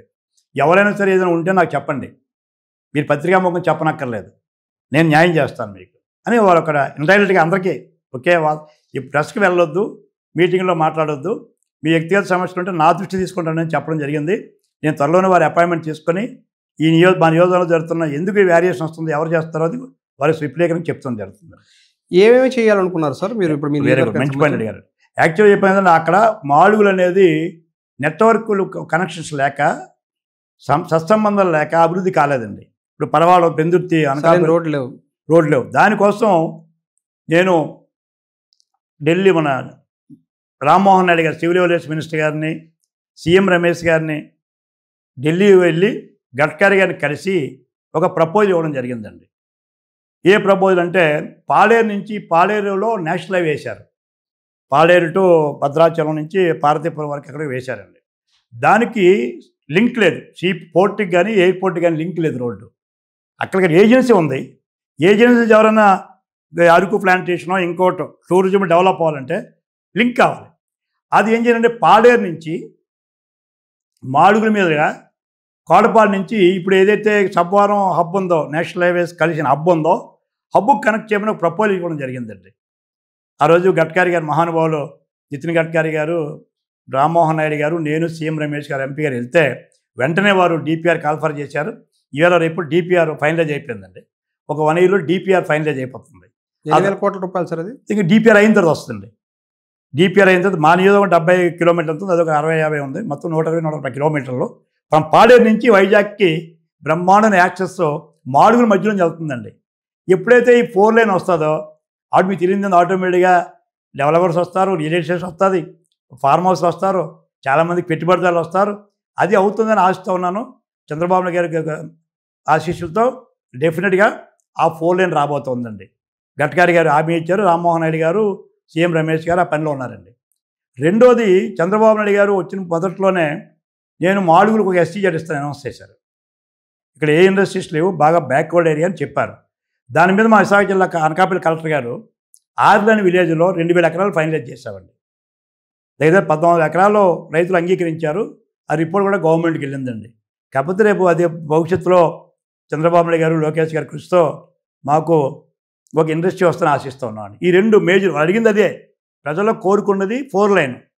అది డిపిఆర్ అయిపోయింది, ఈవేళ రేపు సంతకం అవుతుంది, ఎంఓఏ అవుతుంది. ఇది డిపిఆర్ కన్సల్టెన్సీతో. అది కానీ 1 ఇయర్లో డిపిఆర్ పూర్తి అయిపోతే దేవుడి దేవల్ల అది శాంక్షన్ అవుతుందండి. 2 ఇండస్ట్రీస్ మాత్రం ఒకటి ప్రపోజల్ పంపించాం సీఎం గారిని, మళ్ళీ కడిగి, ఎందుకంటే చాలా ఇండస్ట్రీస్ వస్తున్నాయి. 6 లక్షలు 10 లక్షల ఇండస్ట్రీస్ వచ్చాయి చంద్రబాబు గారి దేవల్ల, లోకేష్ గారి కృషితో. కాకపోతే అది మాకు ప్రయారిటీ ఇవ్వమని కోరవలసి ఉందండి. ఇంకా వారు అనౌన్స్ చేశారు, నేను ప్రయారిటీ ఇస్తున్నాను. అది ఇంకోసారి వారి దృష్టికి తీసుకెళ్ళి ఆ 2 మాత్రం మేజర్ నేను చేయాలండి. నా 4 ఏళ్లలో రోడ్లు ఈ ఎప్పుడు ఉండవేనండి ఇవన్నీ. ఏ మంత్రి వచ్చినా, ఏ నాయకుడు వచ్చినా రొటీన్గా చేసేవి. ఈ 2. మూడోది ఏంటంటే రెసిడెన్స్ స్కూల్స్ లేవండి పాపం. ఒక్క రెసిడెన్స్ స్కూల్ ఒక బీసీకి కానీ ఎస్టీకి, ఒక ఎస్టీస్కి ఉన్నాయి 3 ఉన్నాయి తప్ప, ఆ రోజుల్లో పెట్టి రిసెప్షన్ గారు దయవలన ఆ రోజు వచ్చిన రిజర్వాయర్లు కానీ అవే ఉన్నాయి. ఈ 30 ఏళ్ళగా ఏ రకమైన ఒక్క ఫౌండేషన్ అక్కడ లేదండి. అధ్యత రెసిడెన్స్ స్కూల్స్ కూడా పెట్టాలి, నిన్నట్టు కేంద్రీయ విశ్వవిద్యాలయం పెట్టాలి. ఆ ప్రయత్నం చేసుకుంటున్నాం. సీఎం రవి చెప్పాను. ఈ 4 నా టార్గెట్ అండి. రైవాడ ప్రాజెక్ట్ ఏదో రైవాడ ట్రిప్ అండి చెప్పాను. ముఖ్యమంత్రి గారు వారు అంగీకరించారు, వారు రాశారు. కాకపోతే ఫైనాన్స్ వాళ్ళు కొర్రలు వేస్తున్నారండి కావాలన్నా. మరి దాంట్లో మాకు వచ్చిన 4లో 3 క్లియర్ చేశారు. శ్రీశైలం, భద్రాచలం, వనకచెర్ల కదమ్మా, గుండమ్మ కథ, గుండకమ్మ అయితే ఉందండి. నాది ఒకటే పెండింగ్ పెట్టారు. ఇంకా అదే ముఖ్యమంత్రి గారు చెప్పి డెఫినెట్గా నాకు నమ్మకం ఉంది. చంద్రబాబు గారు నాకు ఆయన డెఫినెట్గా నాకు ఆ రకమైన మంజూరు చేస్తారని ఆశిస్తున్నానండి. సార్, 4 దశాబ్దాలుగా మీరు పెందుర్తి నియోజకవర్గంలో ఉన్నారు సార్. మీ నియోజకవర్గాన్ని కాదని మిమ్మల్ని మాడుగులు వేశారు. ఇప్పుడు మాడుగులు ఎమ్మెల్యేగా మీరు ఉన్నారు. పెందుర్తి నియోజకవర్గంలో మీ కార్యకర్తల పరిస్థితి ఏంటి? అక్కడ మిమ్మల్ని కాదనుకుని గండి బాబ్జీని ఇన్ఛార్జ్గా వేయడం ఎలా చూస్తారు? అంటే ఇన్ఛార్జ్ వేశారు, పార్టీ దీనికి తప్పలేదు, ఎవరినో ఒకరు వేయాలా, ఆయన పార్టీలో జాయిన్ అయి ఉన్నాడని వేశారు. కానీ ఈవేళ పరిస్థితి ఎలా ఉందంటే నేను చెప్పుకోలేని పరిస్థితి. చెప్తామంటే నీకేం సంబంధం అనే పరిస్థితి. చెప్పకపోతే ఈవేళ అక్కడ కార్యకర్తలు ఇంటికి వచ్చి ఏడుస్తూ ఉంటే కన్నీళ్ళు వస్తున్నాయి నాకండి. తెలుగుదేశంలో బాగా పట్టుండి జైలుకి వెళ్ళి తెలుగుదేశంలో పోరాడి తెలుగుదేశం కోసమే కుటుంబాలతో సైతం ఉన్న వాళ్ళకి ఈవేళ అక్కడ న్యాయం జరగటం లేదన్నది ఒక అభిప్రాయం ఉంది. కాకపోతే నేను హెల్ప్లెస్. ఎందుకు హెల్ప్లెస్? నేను ఒక కాన్స్టిట్యున్సీకి పరిమితమైన వాడిని, మాడుగులకే పరిమితమయ్యాను. నాకున్న లిమిటేషన్ మాడుగుల. నేను ఎటువంటి పెందుతులో ఇన్వాల్వ్ అవ్వడం వీలు లేదు. పార్టీ సిద్ధాంతం ఎవరు ఇన్ఛార్జ్ ఇస్తే ఆ ఇన్ఛార్జ్కి అప్పచెప్తారు బాధ్యతలన్నీ కూడా. ఇప్పుడు ఆ ఇన్ఛార్జ్ అనేవారు అందరూ కలుపుకెళ్ళాలి, సమన్వయం చేయాలా. ఎందుకో దురదృష్టం, మా అబ్బాయి రాష్ట్ర కార్యదర్శి, ఆయన పెందుతి కాన్స్టిట్యున్సీలో ఉన్న వ్యక్తి, ఆయనకే ఇన్విటేషన్స్ ఉండవండి. మరి మా అబ్బాయి రాష్ట్ర కార్యదర్శిగా లోకేష్ గారి నాయకత్వంలో అనేక కార్యక్రమాలు చేసినా, ఆయన పాదయాత్రలు కానీ శ్రీశైలు కానీ ఆయనతో ఫాలో అయిన వ్యక్తికే ఆహ్వానం లేదు మా నియోజకవర్గంలో. చెప్తూ తెలుసు పార్టీకి. సరే అంతే, మరి పార్టీ నిర్ణయాన్ని నాకు శిరోధార్యం. నేను ఇప్పుడు తొందరపడి అందులో ఇన్వాల్వ్ అవదలుచుకోలేదు. ఎందుకంటే మాడుగుల్లో ఉన్నాను, ఆ కాన్స్టిట్యున్సీకి నా పరిమితం చేశారు, సంతోషం. మళ్ళీ పెందుతో ఇన్వాల్వ్ అయితే నేనేదో గ్రూపులు పెట్టి తగాదాలు పెట్టారంటండి. కార్యకర్త ఇబ్బంది పడుతున్నా, ఏడుస్తూ ఉన్నా, మనోబాధతో ఉన్నా నేనేమి సహాయం చేయలేకపోతున్నాను. మరి మిమ్మల్ని నమ్ముకున్న కార్యకర్తల పరిస్థితి ఏంటి సార్? 4 దశాబ్దాలకు మీ వెంట నడిచిన కార్యకర్తలకి ఇప్పుడు అన్యాయం జరుగుతున్నట్టే. అన్యాయం అవుతుందండి. నేను ధైర్యంగా చెప్తున్నాను. కానీ నేను ఆ పార్టీకి వ్యతిరేకంగా మాట్లాడలేదు. ఆ కార్యకర్త అన్యాయాన్ని నా కళ్ళల్లో ఏడుపు వస్తుందండి. 40 ఏళ్ళు నాతో పనిచేసినటువంటి నాయకులు ఈవేళ గాలిలో చిన్నాభిన్నం అయిపోతూ ఉంటే, తల్లి లేని బిడ్డలాగా అయిపోతూ ఉంటే, మరి పార్టీకి తెలుసు అనుకుంటున్నాను. మరి పార్టీ ఏమైనా నిర్ణయం తీసుకుంటుందో తెలియదు, కానీ నాకైతే బాధగా ఉందండి. నాకు సంతృప్తిగా లేను. పెందుర్తి వరకు నన్ను అంటే మన పార్టీ నమ్ముకున్న వాళ్ళు, నన్ను కాదండి. నాకు ఎప్పుడు వ్యక్తిగతం ఏం లేదు, నాకు ఇమేజ్ ఉండదు కాదు. పార్టీ నా ధ్యేయం, పార్టీ నా ఇల్లు, పార్టీ నా కుటుంబం. అలాంటి పార్టీలో ఉన్న వాళ్ళని వీళ్ళు చేస్తూ ఉంటే మరి హైకమాండ్కి ఏమి ఫీల్ ఇస్తున్నారో కొంతమంది పెద్దలు మరి ఏం చెప్తున్నారో తెలియదు. ఎవరు తప్పు అన్నారో తెలియదు. ఎవరు తప్పుడో ఆ తప్పును ఒకరైనా మన పార్టీని నమ్ముకున్న వాళ్ళు తప్పు చేస్తే పార్టీ శిక్షించాలా, లేకపోతే వాళ్ళు క్రమశిక్షణ చేయాలా, లేకపోతే వాళ్ళు సరైన మార్గంలో పంపాలి. ఆ అన్యాయం జరుగుతూ ఉంటే మరి ప్రభుత్వం కోసం పోరాడిన 5 ఏళ్ళు పోరాడిన వ్యక్తులు, జైలుకి వెళ్ళిన వ్యక్తులకి ఈవేళ అన్యాయం జరుగుతూ ఉంటే బాధ ఉంది, కానీ చెప్పే అవకాశం లేదు నాకు. కార్యకర్తలు చాలా బాధపడుతున్నట్టుగా మీ నియోజకవర్గంలో చాలా బహిరంగంగానే అక్కడ జరుగుతుంది. యుద్ధం కింద జరుగుతుంది ఇప్పుడు. అక్కడ ఒకవైపున జనసేన ఎమ్మెల్యే, మరోవైపున మిమ్మల్ని నమ్ముకున్న కార్యకర్తలు మీకు కాదనుకుని ఇప్పుడు అక్కడ గండి బాబ్జీ. సో వీరిద్దరి మధ్యలో నలిగిపోతున్నామంటూ కూడా మీకు మొరపెట్టుకునే సందర్భాలు చాలా ఉండుంటాయి. ఉన్నాయి, అదే అంటారు కదండి. మరొకటి కూడా ఏంటి, స్వయంగా లోకేష్ బాబు గారి దగ్గరికే మొత్తం అందరూ వెళ్ళి కాన్ఫరెన్స్లో వెళ్ళి వారు చెప్పారు ఇది అవుతుందని. వారు కూడా విన్నారు. సరే వారు ఏం మరి డెసిషన్ మరి చేస్తారు, ఏదో డెసిషన్ లోకేష్ బాబు గారు పెద్ద ఆయన యువకులు. కానీ మరి ఎక్కడ చెప్పాలి, నాకైతే ఇంటర్వ్యూ అవ్వడానికి వీల్లేదు. పైగా ఏం చెప్తారంటే మరి మాకున్నాయి కదా, మాకు కాన్ఫరెన్స్లో సిస్టమ్ ఉంది, మా పార్టీలో మంచి సిస్టమే. ఒక కాన్ఫరెన్స్లో ఇంకోటి జోక్యం చేసుకోకూడదు. ఏ ఇన్ఛార్జ్ ఉంటే ఆ ఇన్ఛార్జే తండ్రిగా ప్రవర్తించాలి. ఇప్పుడు మాళ్ళు ఉండండి, నేను మా ఇన్ఛార్జి, నాదే బాధ్యత. కానీ మరి అక్కడ జరుగుతున్న పరిణామాలు అధిష్టానం మరి ఏ నిర్ణయం తీసుకుంటుందో అధిష్టాన నిర్ణయమే నా శిరోధార్యం. కార్యకర్త ఇబ్బంది పడుతున్నారు, వాస్తవం. ఇబ్బంది పడడం కాదండి, ఆ అపోజిషన్ వాళ్ళే అక్కడ కొద్దిగా ఒక అడుగు ముందున్నారు. గత 5 ఏళ్ళు ఎవరైతే మమ్మల్ని ఏడిపించారో, కేసులు పెట్టారో, జైల్లో పెట్టారో వైకాపా వాళ్ళు ఇప్పుడు ముందున్నారు. ఈ 40 ఏళ్ళు 30 ఏళ్ళు కుటుంబాలతో ఉండి కొడుకులు కూతురు కూడా పార్టీలో ఉన్న వ్యక్తులు ఇవాళ అనాథలు అయిపోయినారు. మరి పార్టీకి వెళ్ళింది, పార్టీ సర్వే చేస్తుంది, పార్టీ నుంచి అబ్జర్వర్స్ ఉన్నారు, ఇన్ఫర్మేషన్ ఉంది, రాష్ట్ర జిల్లా అధ్యక్షులు ఉన్నారు, ఇన్ఛార్జెస్ ఉన్నారు, రాష్ట్ర అధ్యక్షులు ఉన్నారు, అన్నీ తెలుస్తున్నాయి పార్టీకి. మరి సరైన టైంలో నిర్ణయం తీసుకుంటారని ఆశిస్తున్నాను. జనసేన నుంచి అదేవిధంగా ఒకవైపునేమో బీజేపీ, మరోవైపున టీడీపీ, ఈ 3 కూటమి మధ్యలో అక్కడ కార్యకర్తలు, ఎస్పెషల్లీ మిమ్మల్ని నమ్ముకున్న కార్యకర్తలు నలిగిపోతున్నారు కదా సార్. జనసేన నుంచి కనీసం ఆహ్వానం అందట్లేదు అనేది కార్యకర్తలు చెప్తున్నారు. మీరు ఇప్పుడు చెప్పినట్టు మీ కొడుకు ఎవరైతే రాష్ట్ర కార్యదర్శి ఆయనకే ఆహ్వానం అందట్లేదు అంటే అక్కడ ఉన్న పరిస్థితి. ఇప్పుడు కార్యకర్తలు ఏం చేయాలి, తక్షణ కర్తవ్యం ఏంటి వాళ్ళకి అసలు? అది మొన్న అదే రకంగా కొంతమంది ప్రభుత్వంలో ఉండి ఈ బాధలు పడలేక ఒక 7-8 గ్రామాల్లో రాజీనామా చేస్తే నాకు తెలియకుండా నేను చాలా బాధపడ్డాను. పార్టీ మన తల్లి లాంటి పార్టీని మనం కాపాడుకోవాలా, నా వరకు రాకుండా సడన్గా రాజీనామా చేసి ఇంకొక గ్రామంలో ఇంకొక 10 గ్రామాలు రాజీనామా చేయబోతూ ఉంటే అప్పుడు పార్టీ అధిష్టానం మా అబ్బాయి మా అప్పలనాయుడు గారు, రాష్ట్ర గారి అప్పలనాయుడు గారితో వాళ్ళు చెప్తే వెంటనే వాళ్ళు కూర్చోబెట్టి మా అబ్బాయి వెళ్ళి రాజీనామా చేద్దని బ్రతిమాలి పెందుతు మండలంలో కొన్ని గ్రామాలు ఆపడం జరిగింది. ఆపాం. మా పార్టీ మాకు దేవుళ్ళాడి పార్టీది, మా పుట్టినిల్లే తెలుగుదేశం పార్టీ, కుటుంబమే తెలుగుదేశం పార్టీ. అంటే మీరు మీ పార్టీని ఇంత దేవుళ్ళ నమ్ముతున్నప్పుడు మీ పార్టీ మీకు అదేవిధంగా మీ కిందనున్న మిమ్మల్ని నమ్ముకున్న కార్యకర్తకు అన్యాయం చేస్తుంటే ఎవరికి వెళ్ళి చెప్పుకుంటారు ఈ కార్యకర్తలు? ఇప్పుడు చెప్పులేకపోతున్నారండి. చెప్పుదామంటే ఒక పెద్ద ఆయన దానికి అండగా ఉంటున్నాడు. ఒక పెద్ద ఆయన మనం పేరు చెప్పకూడదు, ఆయన వలన ఎవరు చెప్పొద్దు పొద్దుండి ఆయన వాస్తవాల వరకు అక్కడికి వెళ్ళనివ్వకుండా ఆయన వేరే మార్గాల్లో చెప్పడం వలన పార్టీకి పూర్తి విషయాలు తెలియట్లేదు. ఆ పార్టీని నేను కామెంట్ చేయను. మీ నాయకుడా లేకపోతే తెలుగుదేశం వాళ్ళే, తెలుగుదేశం వాళ్ళే వాస్తవాలు అక్కడికి వెళ్ళనివ్వట్లేదు. ఆ వెళ్ళనివ్వకపోవడం వల్ల ఇక్కడ కార్యకర్త అన్యాయం జరుగుతుంది. ఆయన వాస్తవాలను తెలుసుకుంటూ చెప్పగలిగితే న్యాయం జరుగుతుంది కార్యకర్తకి. ఆ ఇతని వల్ల మేము కాదనుకోవట్లేదు. ఆ పెద్ద ఆయన కొద్ది వాస్తవాలు తెలుసుకుంటే మంచిది అంటాను. అంటే గండి బాబ్జీకి వైరం ఏంటి సార్? వైరం లేదండి. ఆయన 2004లో మాతో ఎమ్మెల్యే గెలిచాడు. గెలిచినప్పుడు ఆయన అంటే ఆ రోజుల్లో ఎంత హింసించాడంటే, ఎంత ఇబ్బంది పెట్టాడంటే మా కార్యకర్తలని చాలా ఇబ్బంది పెట్టాడు. కేసులు పెట్టాడు, ఎస్సీ కేసులు పెట్టాడు, ఏమంటారు దాన్ని, చెక్ పవర్లు తీశాడు. నేనే పోరాడాను 2004 నుంచి 2009 వరకు ఓ జిల్లా అధ్యక్షుడిగా, ఒక ఇన్ఛార్జిగా చాలా పోరాటం చేశాను. ఆ పోరాటం తర్వాత 2009లో మళ్ళీ ముగ్గురం పోటీ చేశాం. ఆయన ఓడిపోయాడు, నేనే ఓడిపోయినాం. మళ్ళీ 2014 నా మీద పోటీ చేశాడు, మళ్ళీ ఓడిపోయినాడు. 2019 కొంచెం మా ఇద్దరికి కలిపారు. మనస్ఫూర్తిగా నేను ఆహ్వానించాను. చంద్రబాబు నాయుడు చెప్పారు ఎన్నికల్లో ఉపయోగపడతారని మేము అనుకున్నాం. తప్పులేదు, కలిసి ఉన్నాం. 14 పార్టీలు ఉండవు, 19 వరకు మన ఇన్ఛార్జ్ ఇచ్చారు. అదే అందరితో మాట్లాడి ఇన్ఛార్జ్ ఇచ్చారు. తప్పులేదు, పార్టీలు ఉండవు కనుక బాగా చేసుకోవచ్చు. కానీ ఆయన మళ్ళీ పాత కక్షలు పెట్టుకోకూడదు కదా. ఆయన మీద ఎవరైతే విరోధంగా ఉన్నారో వాళ్ళని ఆదరించవలసిన బాధ్యత ఆయనకు ఉంది. ఆయన అందరూ కుటుంబం చూసుకోవాలి. మనకు మళ్ళీ మనం వేరియేషన్ నాతో ఉన్నవాళ్ళు మీతో అనుకోకూడదు. తెలుగుదేశం పార్టీ అందరూ కుటుంబం అనుకోవాలి. నాకు ఎందుకు వస్తుందో తెలియట్లేదు. మరి వాస్తవాలు ఏంటో, మరి ఎందుకు ఆయన మరి ఎదుగుతుందో, ఎందుకు విభేదాలు వస్తున్నాయో అన్నది మరి వాస్తవంగా నేను చెప్పాను కదా, నేను ఇంకా గ్రౌండ్కి వెళ్ళలేకపోతున్నాను పార్టీ పాలసీ వలన. 19లో ఆయనే కదా సార్ మీకు, అంటే మీరు టికెట్ ఇచ్చినప్పుడు 19లో నాతో పనిచేశారు ఆయన, కలిపారు ఆయన, అప్పుడు జాయిన్ అయ్యారు. మీకు మనస్ఫూర్తిగా సహకరించలేదు, అందుకని మీ ఓటమి చెందిందని మీ కార్యకర్తలు అంటారు. ఇందులో ఎంత వాస్తవం సార్? భగవంతుడు చేయాలండి, చాలా ఉన్నాయి, నేను బహిరంగ చెప్పలేకపోతున్నాను. బహిరంగ చెప్పలేకపోతున్నాను. చాలా ఉన్నాయి వెనకాల. అంటే అప్పుడు కొంతమంది మా నాయకులు కూడా కొంత కుట్ర ఉందండి, పేరు చెప్పను. నా ఎప్పుడు కూడా నా రాజకీయాల్లో ఎప్పుడు కూడా నేను ఓడిపోవడానికి కారణం కూడా మా నాయకులే, తెలుగుదేశం పార్టీ నాయకులే. ఎప్పుడు పార్టీకి చెప్పలేదు, ఇతరులకు ఎవరికి చెప్పలేదు. 2004లో కూడా నేను బాగా చేసుకుని నా దగ్గర గ్రూపులు పెట్టి తగాదాలు పెట్టి 2004లో నేను గెలవలసిన వ్యక్తిని. అప్పుడు మా నాయకులే, మా పార్టీ నాయకులే నా మీద వ్యక్తిగత కక్షతో నన్ను ఓటమికి కారణమైంది. సరే 9లో అందరం 2009లో నేను గెలవలసిన వాడిని. ఆవిడ కొన్ని ఈక్వేషన్లో తప్పుడు నిర్ణయాలు చేయించి కూడా నాకు గెలుపుని అడ్డుకున్నారు.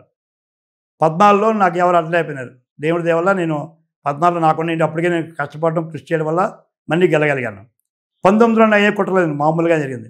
మళ్ళీ తర్వాత కూడా మళ్ళీ పెందుర్తి మీద దిగి ఈ ఇన్ఛార్జీలన్నీ, రాజకీయాలన్నీ ఆయన్ని ఇన్ని ప్రలోభాలు పెట్టి చాలా రకాలుగా చేసి 19లో తర్వాత 24 వరకు కూడా ఈ నా నియోజకవర్గంలో చాలా ఇబ్బందులు పెట్టారు మా నాయకులు. కొంతమంది తట్టుకొని ముందుకెళ్తున్నాను, వెళ్ళాను ముందుకే. 19 ఓటమికి మీ వెన్నుపోటు కారణాలు, వెన్నుపోటు రాజకీయాల కారణం ఉంటారు ఉన్నాయని చెప్పాం కదా. 19 2004లో ఉన్నాయి, 2009లో ఉంది, 2019లో ఉంది. వెన్నుపోటు రాజకీయాలు మా పార్టీలో ఉంది. మా పార్టీ నాయకులే మాకు వెన్నుపోటు పొడిచారు.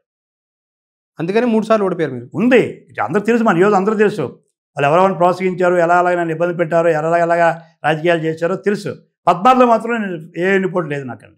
అదే ఓడిపోయిన 3 సార్లు మీకు వెన్నుపోటే. 2004లో అయితే చాలా ఇబ్బంది పెట్టి మా నాయకులు, నా దగ్గర ఒక నాయకుని విడగొట్టి ఆయన మళ్ళీ ఆశ చూపించి ఆయనకి మీకు సీట్ ఇప్పిస్తామని చెప్పి లోపాయి గారిగా నన్ను ఓడించడానికి, అప్పుడు ఇంకో నాయకుడికి ఏమో సీట్ రాలేదని చెప్పి ఆయన నాతో కొంత ఏకమైపోయి కేవలం 2004లో మా నాయకులు కుట్ర వల్ల ఓడిపోయాను. 2009లో సీట్ విషయంలో కుట్ర అంటే అందరూ ఓడిపోయాను. నేను అనుకున్నట్టు ఈక్వేషన్ జిల్లా ప్రెసిడెంట్గా నేను ఇచ్చిన ఈక్వేషన్ చంద్రబాబు నాయుడు గారు ఒప్పుకున్న తర్వాత దాన్ని మార్పించారు, నాకు దెబ్బ కొట్టాలని. దానివల్ల వాళ్ళు దెబ్బతిన్నాను, నేను దెబ్బతిన్నాను, సీటు దెబ్బతిన్నది 2009లో. ఆ రోజు నేను ఇచ్చిన ప్రెసిడెంట్గా ఇచ్చిన ఈక్వేషన్ కానీ అమలై ఉంటే ఓ 4 ఎమ్మెల్యేలు గెలిచినాం, ఒక ఎంపీ గెలిచినాం. అర్థమైందండి. ఇద్దరే గెలవం కాదు, నలుగురు గెలిచేవాళ్ళం 9లో. ఆ ఈక్వేషన్ కానీ కరెక్ట్గా ఎన్ని ఉంటాయి. సార్ నువ్వు తప్పు చావు పట్టించారు నువ్వు వచ్చిన తర్వాత. 14 చెప్పేది, 14లో హ్యాపీగా అందరం కలిసి పని చేసుకున్నాం, గెలుచుకున్నాం, ప్రభుత్వం వచ్చింది. 19లో చెప్పేది, 19లో నాకు ఇష్టమైన కార్యక్రమాన్ని కొన్ని చేయించారు నా చేత. చేయడం వల్ల నేను పూర్తి పరాభం పొందాను. అది కానీ కుట్రలు అయితే ఉన్నాయి. కుట్రలు నా మీద ఎప్పుడు నాకు దురదృష్టం. నేను ఎవరు వెళ్ళకపోయినా, ఎవరి జోలికి వెళ్ళకపోయినా, నా పని నేను చేసుకున్నా ఎప్పుడు నాకు దెబ్బ కొట్టాలనే ప్రయత్నాలు జరుగుతుంటాయి. ఇప్పటికీ ఆ నాయకులు మీ పార్టీలో ఉన్నారు సార్? ఉన్నారు. వాళ్ళు మంచి హోదాలో ఉంటారు. ఎందుకుంటారు? అంత మంచి హోదాలో ఉన్నారు అందరూ. నేనే దెబ్బతాను, వాళ్ళు బాగున్నారు. అంటే మేము కుట్రలు చేసిన వాళ్ళు ఇప్పటికీ పార్టీలో ఉన్నారు, బ్రహ్మ పోస్ట్లో ఉన్నారు అందరూ. పేర్లు చెప్తారు సార్? పేర్లు చెప్పండి. అందరూ కుటుంబంలో ఉన్నాం, కలిసి ఉన్నాం. జరిగిపోయింది. అందుకే నేను ఇంతవరకు ఏ ప్రెస్లో కానీ, ఏ టీవీలో కానీ ఇలాంటి ఆలోచనతో నేను ఎప్పుడు లేను. సరే, భగవంతుని ఎప్పుడు నేను దేవుడిని నమ్ముకుంటాను, పార్టీని నమ్ముకుంటాను. మొన్న ఎంత జరిగినా సరే నేను మొన్నైతే మీరు ఎప్పుడైతే నా సీట్ లేదో నాకు మంచి ఆఫర్ వచ్చింది, గెలుస్తాం పోతాను అనవసరం. ఆ ఆఫర్ నేను కాదని బ్లంట్గా రిజెక్ట్ చేశాను. నేను పార్టీ మారిన నా చనిపోయే వరకు నా జెండా నా మీద ఉంటుందని చెప్పి నేను యాక్సెప్ట్ చేయలేదు. వైఎస్ఆర్సీపీ ఒత్తిడి వచ్చిందంటే సార్? వచ్చాను. వైఎస్ఆర్సీపీ వాళ్ళు నాకు 2 సార్లు ఒత్తిడి చేశారండి. అది కూడా చెప్పాను. చనిపోయినాడు ఒక ఆయన, ఇంకొక ఆయన బ్రతికమని మంచి హోదాలు ఉండే. ఇప్పుడు ఆయన 2000 ఎవరు సార్ వాళ్ళు వైఎస్ఆర్సీపీ? అప్పుడు వచ్చింది ఆయన వ్యక్తుల. అంటే మీ మీద ఒత్తిడి తీసుకొచ్చిన వాళ్ళు, మీతో మాట్లాడి మిమ్మల్ని పార్టీ తులసిరావు గారండి, ఆడారు తులసిరావు గారు. నేను అప్పుడే మా అమ్మాయి పెళ్లి పెట్టుకున్నాను. అదే సందర్భంలో పెళ్ళి అడవాళ్ళు ఉన్నాను. ఓ రోజు నాకు శిష్య అంటాడు సరదాగా, పెద్ద గురువు అంటానండి. శిష్య ఓ రోజు మా ఇంటికి రా, మాట్లాడిపోయాను, అర్జెంట్గా రా అన్నారు. ఇక్కడే పక్కనే మన బీచ్ రోడ్ని గ్రాండ్ హోటల్లో హెద్రి. 19 ముందా సార్? 19 ముందా? 19 ముందండి. ఇంకొక 1.5 year 2 years ఎలక్షన్ ఉంటుంది. పిలిచి, శిష్య నువ్వు ఒక మంచి సలహా ఇస్తాను, నా మాటను, నీకు గౌరవం ఉంటుంది, నా మాట నీకు చంద్రబాబు నాయుడు నీకు ఎప్పుడో నేను నమ్మడో, నీకు ఇవ్వడో, నీకు ఏ పొజిషన్ ఇవ్వడో, నా మాటను అన్న. ఏం చెప్పండి సార్ అన్నాను. అంటే ఇలాగా హోటల్లో ఒక ఆయన పెద్ద అన్నాడు, పేరు చెప్తాను తర్వాత నీకు, ఆయన నిన్ను రమ్మంటున్నాడు వైకాపాలోకి. చెప్పండి, పర్వాలేదు, ఇప్పుడు చెప్తాను పర్లేదు. అతనే తప్పు దృష్టిలో రాలేదు రండి, అందుకోసం వచ్చాడు తప్ప. హోటల్లో ఉన్నారు, నా మాటను రూరల్ ఆంధ్ర నీకు అప్పచెప్పేస్తారు, నువ్వు ఎంపీకి వెళ్తావో ఎమ్మెల్యేకి వెళ్తావు నీ ఇష్టం, సీట్లు నీకో వెండేజ్ చేసుకో, అనకాయపల్లి రూరల్ది, నీకు నాయకత్వం ఇస్తారు, నువ్వు నా మాట మీద జాయిన్ అయిపో, నువ్వు జాయిన్ అయిపోతే నీకు మంచి ఫీల్డ్ ఉంటుంది చెప్తే గురుగారు ఏమనుకోకండి, నమస్కారం. నా జీవితం పార్టీకి అంకితం. నేను చనిపోయే వరకు తెలుగుదేశం ఉంటాను. రెండోది, ఈవేళ రేపో మాపో ఒక ఎంపీ, తెలుగుదేశం పార్టీ ఎంపీ నాకు అల్లుడు అవుతున్నాడు. ఇప్పుడు ఆయన భవిష్యత్తుని తీసేయలేను. పార్టీ మారి అల్లుడు పార్టీ మామో పార్టీ ఉండలేము. ఇంకా నా జీవితమే తెలుగుదేశం. గురుగారు మంచి బాగా చేయి, మీరు అనుకున్న నా కోసమే చేశారు, వద్దు సార్ ఆయన పిలకండి, వద్దని చెప్పాను. సుబ్బారెడ్డి గారు గ్రాండ్ హోటల్లో ఉన్నారు. వేళ సుబ్బారెడ్డి గారిని కలవమని చెప్పారు. అలా వస్తున్నారు ఈ రూమ్లో డిస్కస్ చేయడానికి. పక్కనే కదా తులసిరావు గారు రూమ్లోకి వస్తానని చెప్పారు. ఆ తులసిరావు మళ్ళీ ఇంకొక మా ఎమ్మెల్యే గారు చెప్పారు, మా సీనియర్ ఎమ్మెల్యేకి. ఆయన చంద్రబాబు నాయుడు చెప్పారు. ఈ డిస్కషన్ అంతా చెప్పారే, అయిపోయింది. నేను అప్పుడు కూడా రిజెక్ట్ చేశాను. మొన్న ఎప్పుడైతే సీట్ ఇవ్వలేదో మొన్న అనకాపల్లి ఎంపీ ఇవ్వడానికి పిలిచారు నన్ను. వైఎస్ఆర్సీపీ నుంచి నేను వెళ్ళలేదు. అప్పుడు ఎవరు పిలిచారు సార్? మొన్న 24 ఎలక్షన్ సుబ్బారెడ్డి గారేనా? సుబ్బారెడ్డి గారు, సుబ్బారెడ్డి గారు వేరే పార్టీ పెద్దలే. విజయసాయి రెడ్డి గారా? అప్పుడు అయితే నాకు పడదు కదా. అదే అసలు నేను పోరాడిందే విజయసాయి రెడ్డి మీద. మరి ఇంకా జీవితాంతం 4 ఏళ్ళు పోరాడింది విజయసాయి రెడ్డి మీద. స్వయంగా నాన్న బూతు కూడా అనడాన్ని మాట్లాడాలని విజయసాయి విమర్శించిన వ్యక్తిని నేను. తప్పులేదు. మరి ఇంకెవరు పిలిచారు? వదిలే చెప్తానండి.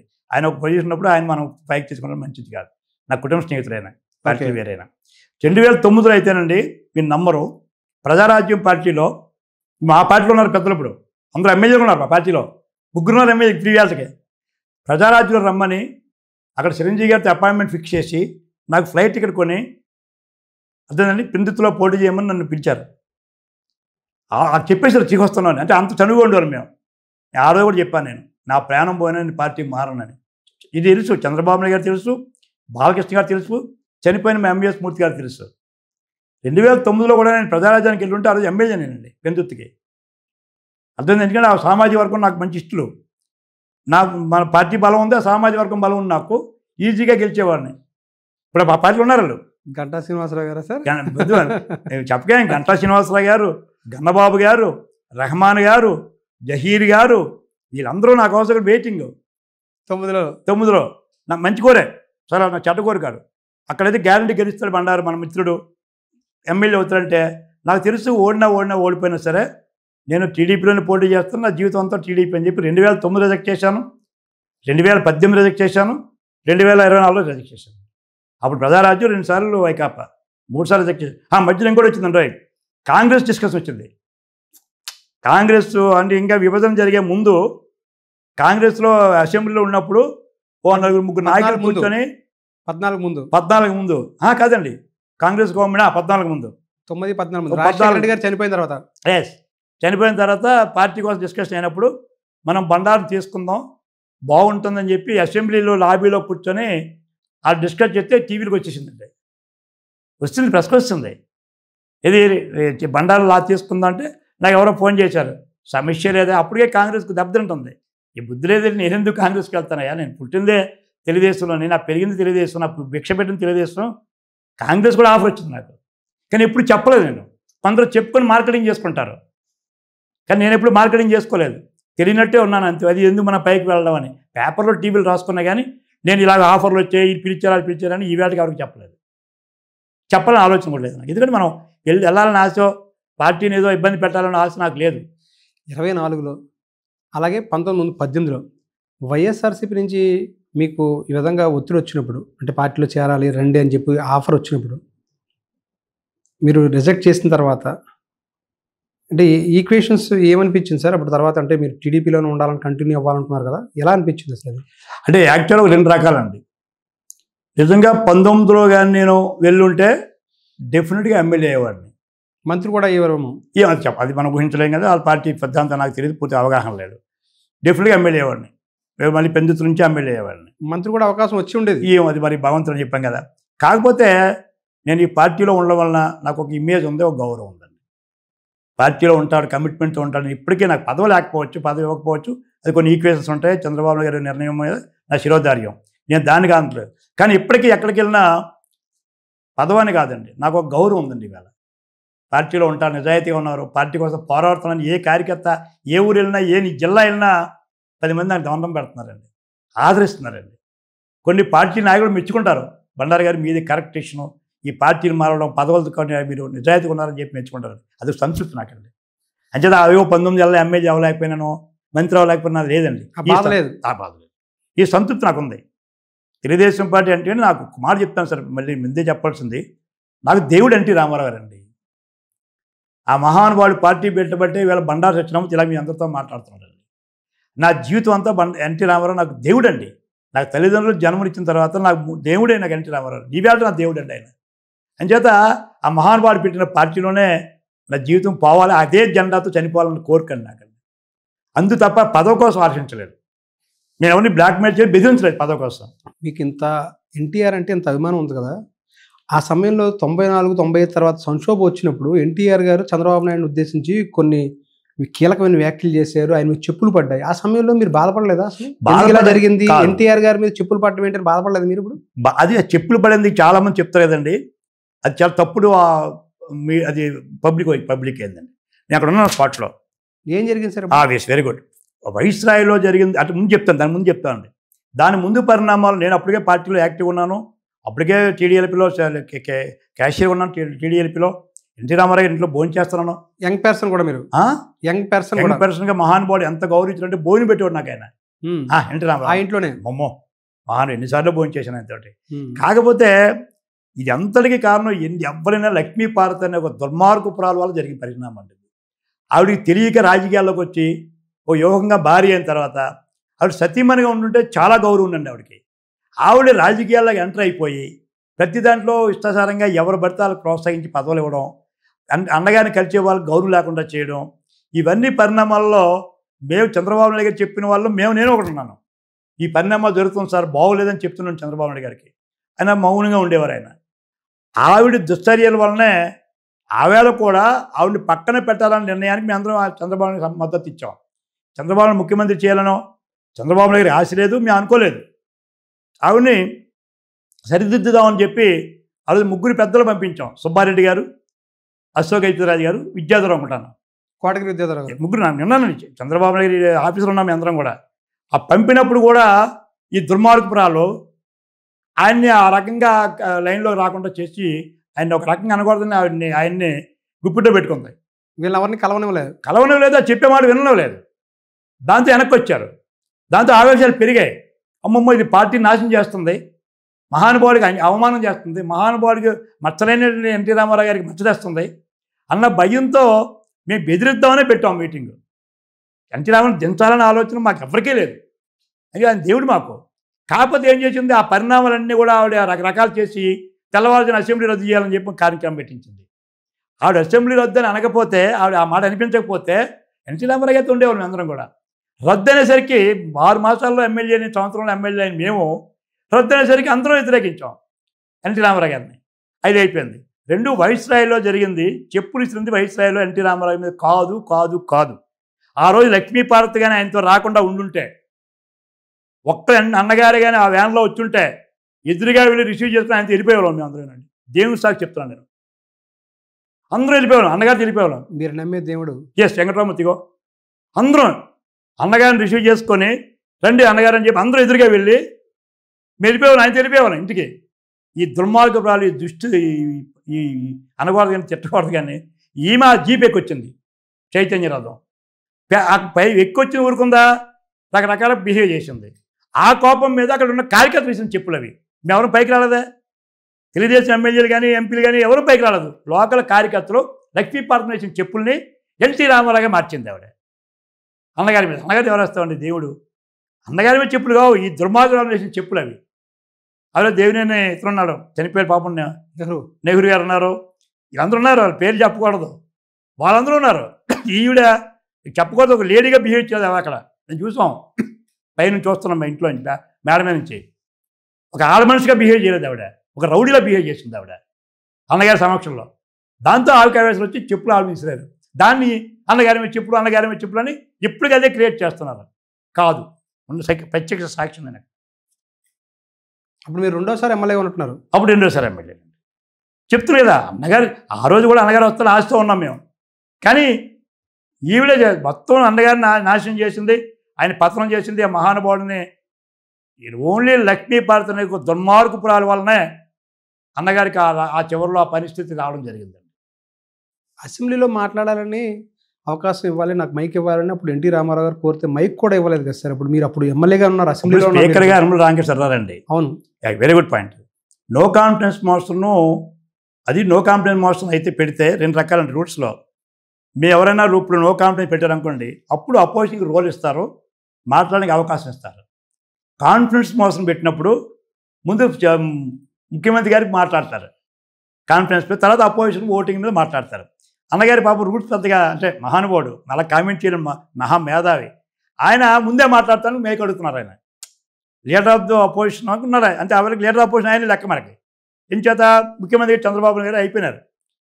ముఖ్యమంత్రిగా చంద్రబాబు నాయుడు గారు ముందు మాట్లాడతాడు, ఎందుకు కాన్ఫిడెన్స్ చెప్తాడు. ఆయన నాకు ఇంత కాన్ఫిడెన్స్ ఇచ్చారు అని చెప్పిన తర్వాత అప్పుడు ఓటింగ్లో చెప్పాలా ఏమని, మేము దీన్ని వ్యతిరేకిస్తున్నాం అని చెప్పి. అది సందర్భం. పాపం అన్నగారు తిరిగి రాగానే మైక్ కావాలని కోరుతున్నారు.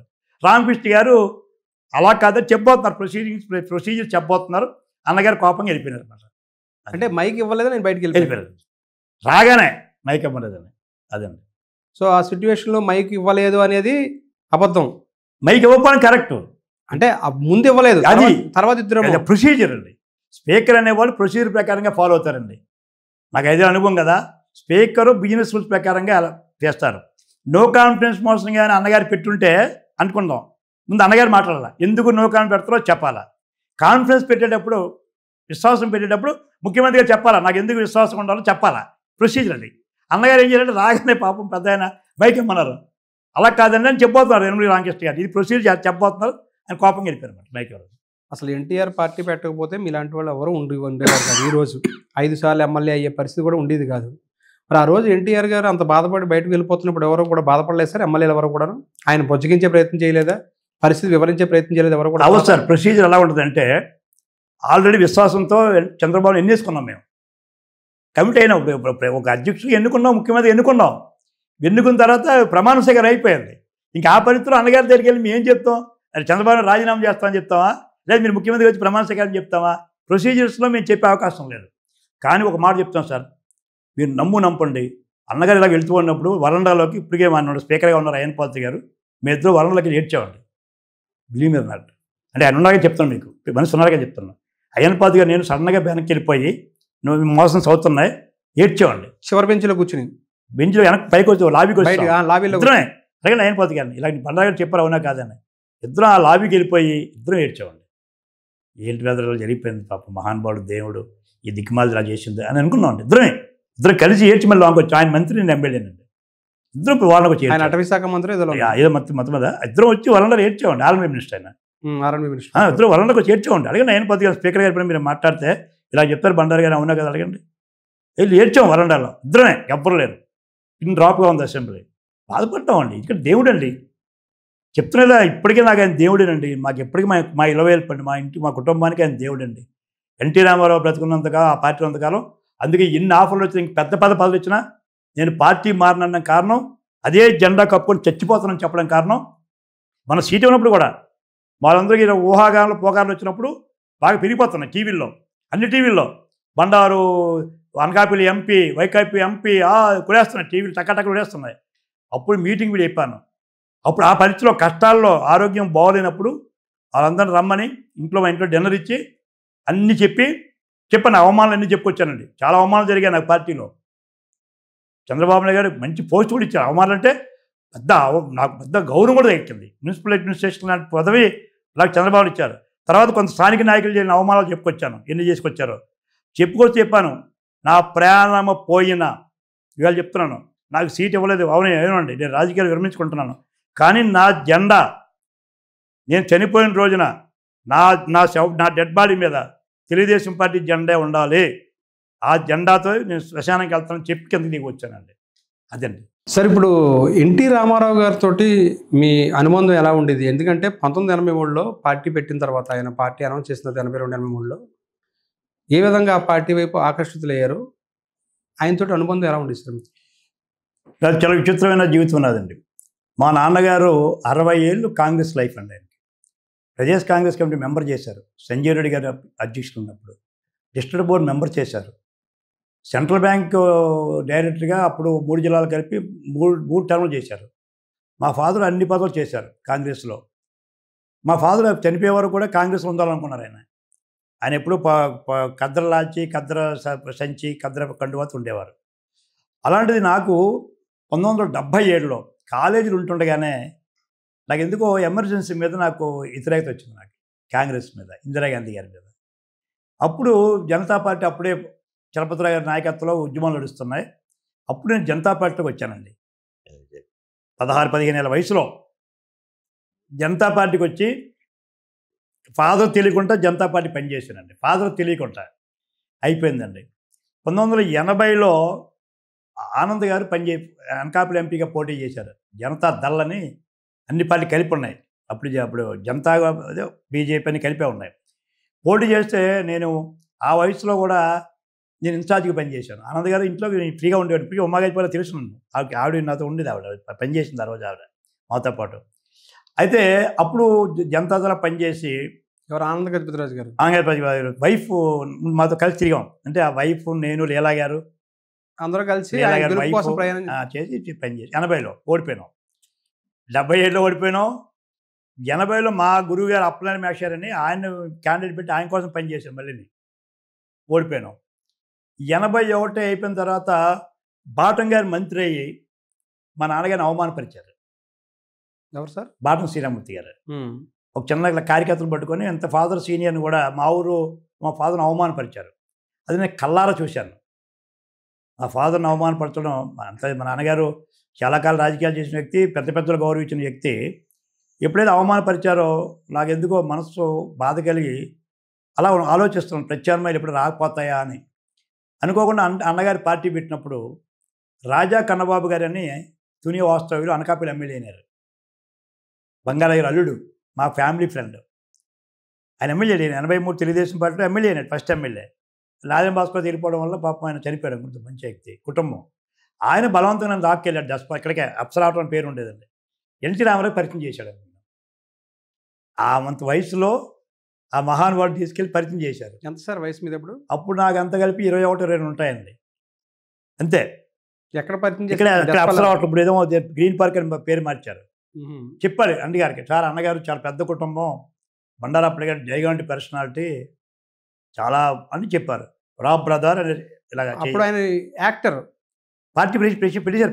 పార్టీ కూడా అనౌన్స్ చేసి ఫస్ట్ మీడియా ఊరేగింపు విశాఖపట్నంలో ఓల్డ్ పోస్ట్ ఆఫీస్కి ఊరేగింపుకి వెళ్తాం అన్నమాట.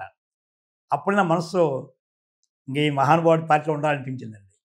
అనిపించి అక్కడి నుంచి మా బంధువు ఒక ఆయన సర్పంచ్ ఉంటే ఆయన బతిమాలు లాక్కొచ్చాను పార్టీలోకి వెళ్ళి.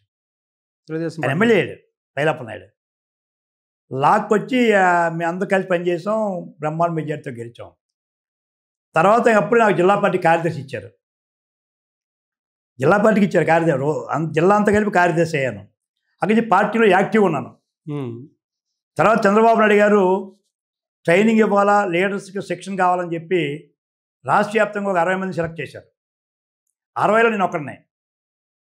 నాకు గండిపేట రామకృష్ణ స్టూడియోస్లో 15 రోజులు శిక్షణ ఇచ్చారు. వెళ్ళిన రోజు చూసాం, మళ్ళీ 15 రోజులు తర్వాత మళ్ళీ ప్రపంచాన్ని చూసాం మేము. చంద్రబాబు నాయకత్వంలో, బాబు గారి నాయకత్వంలో అక్కడ రామకృష్ణ స్టూడియోస్లో ట్రైనింగ్ పొందాను. ట్రైనింగ్ పొంది చంద్రబాబు నాయుడు గారు అక్కడ నన్ను ఎంకరేజ్ చేయడం మొదలెట్టారు. ఏది ఈ జిల్లాలో అబ్జర్వర్గా వెళ్ళడం, లేకపోతే అప్పుడైతే 15 రోజులు కృష్ణా జిల్లాలో 15 మండలాలు తిరిగానండి చంద్రబాబు గారి నాయకత్వంలో. ఖమ్మంలో ట్రైనింగ్ క్యాంపులో 15 రోజులు ఉన్నానండి. భద్రాచలం కాశా గారు జడ్పించేయమను.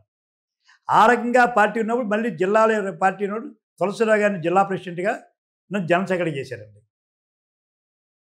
జనరల్ సెక్రటరీ అయినా జిల్లా మొత్తం మీద 85 అండి. 85లో అనుకోకుండా 87 మండల ఎలక్షన్స్ వచ్చాయి.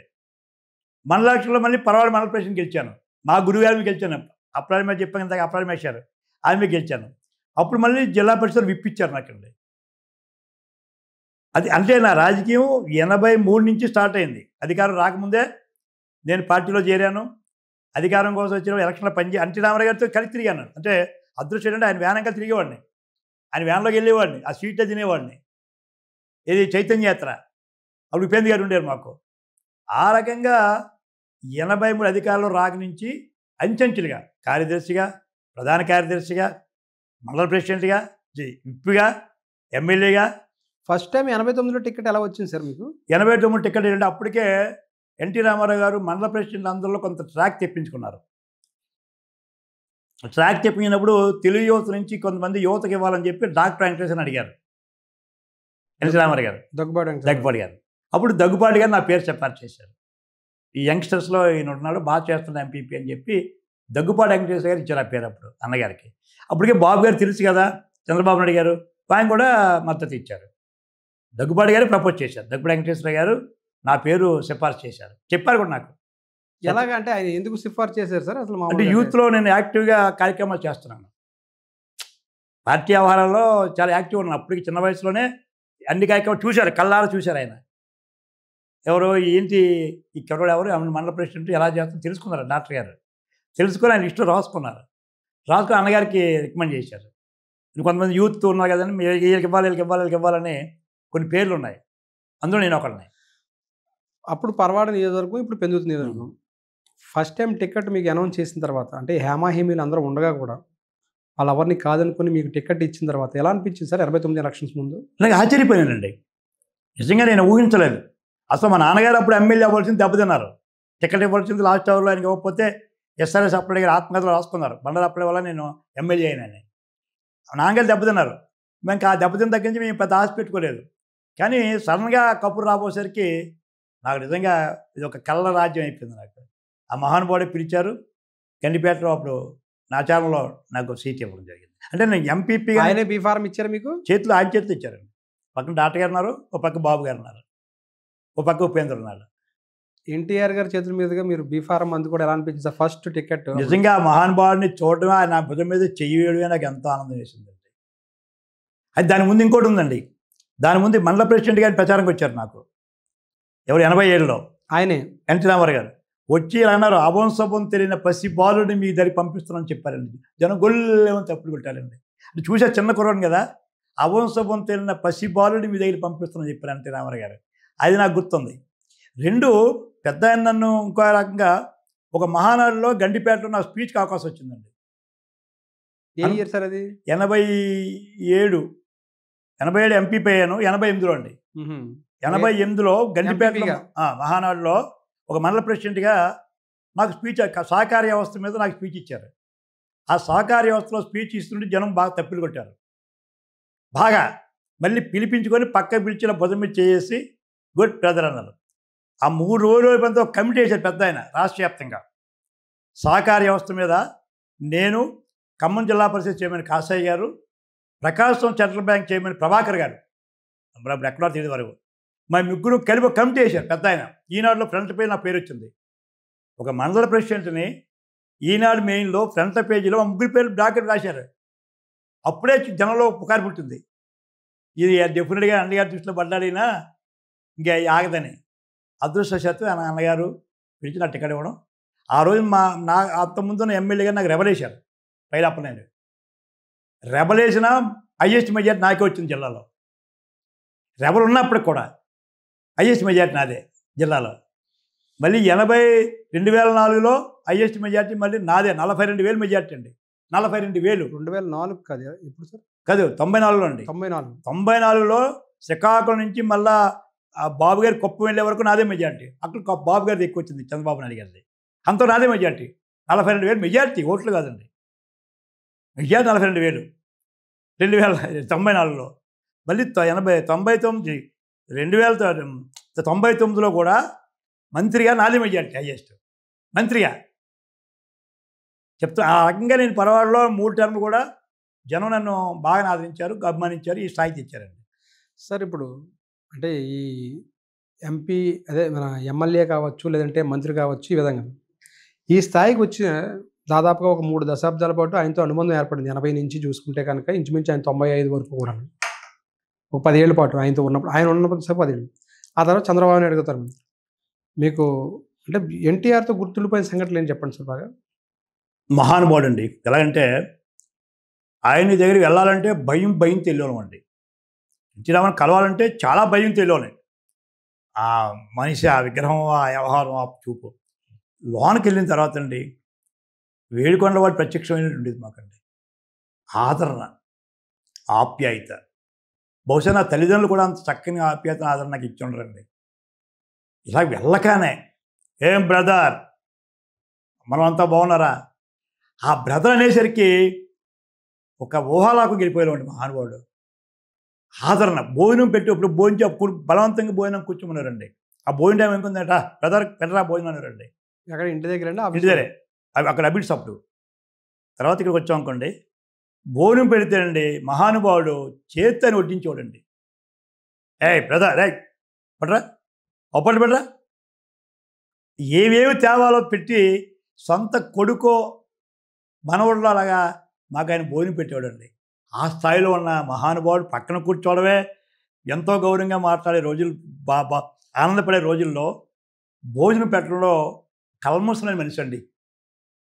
కల్మషం లేదంటే అక్కడ మీరంటే పడదు అనుకోండి, అభిమానం లేదనుకోండి, మీరు తప్పు తావు నడుస్తాను అనుకోండి, ఇక చూసాడు కాదండి, చూసాడు కాదు, పక్క ఇలా చూసి మాట్లాడాడండి. నాకు అర్థమైపోయేది, ఒరే ఏదో తప్పు చేస్తున్నాడు రాని. అంటే కల్మషం లేదండి, అంత నిష్కల్మషంగా మనసు ఇక్కడి నుంచి ప్రేమ. ఆయన ప్రేమ ఎక్కడి నుంచి ఉండాలి, ఇక్కడ కాదు ప్రేమ. చాలామంది ఇక్కడ ప్రేమ చూపిస్తారు. ఎన్టీ రామారావు గారు ఇచ్చిన ప్రేమ గుండెల్లో చేసేస్తారు ఎవరి మీద సరే. అంత ఆప్యాయత అండి, అంత అనురాగం అండి. ఆయనకి ఇన్సిడెంట్ గుర్తుందా మీకు సార్? ఏదైనా ఇన్సిడెంట్ గుర్తుందా, బాగా గుర్తుండిపోయిన సంఘటన? ఒక మాట చెప్తాను సార్. ఆయనకి నాటుకోడి అంటే ఇష్టం. నాటుకోడి నువ్వులు అంటే ఇంకా బాగా ఇష్టం. అది ఒకసారి నేను అనుకోకుండా అరకు స్టూడియోలో అరకు వచ్చినప్పుడు పట్టుకుని ఇచ్చాను. అది అక్కడి నుంచి ఆయన సరదాగా బ్రదర్ నా మామూలు అనేవారండి.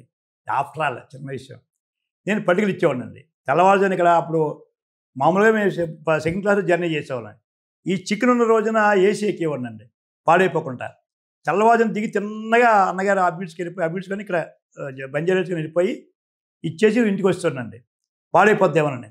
అసెంబ్లీకి వచ్చారండి రోజండి. కావాలంటే మీరు కళాంగరావు అడగండి, లక్ష్మీప్రసాద్ అండి, అలాగే లక్ష్మీప్రసాద్ అలాగే చెప్తారు. ఓ రోజు అసెంబ్లీకి వచ్చారు. అంత నాకు లేచి దండం పెట్టి ముందు కూర్చున్నారండి. ఇలా బ్రదర్ అన్నారండి. నాకు అది చూస్తే వెళ్ళానండి కాబట్టి థ్యాంక్ యూ బ్రదర్ అన్నారండి.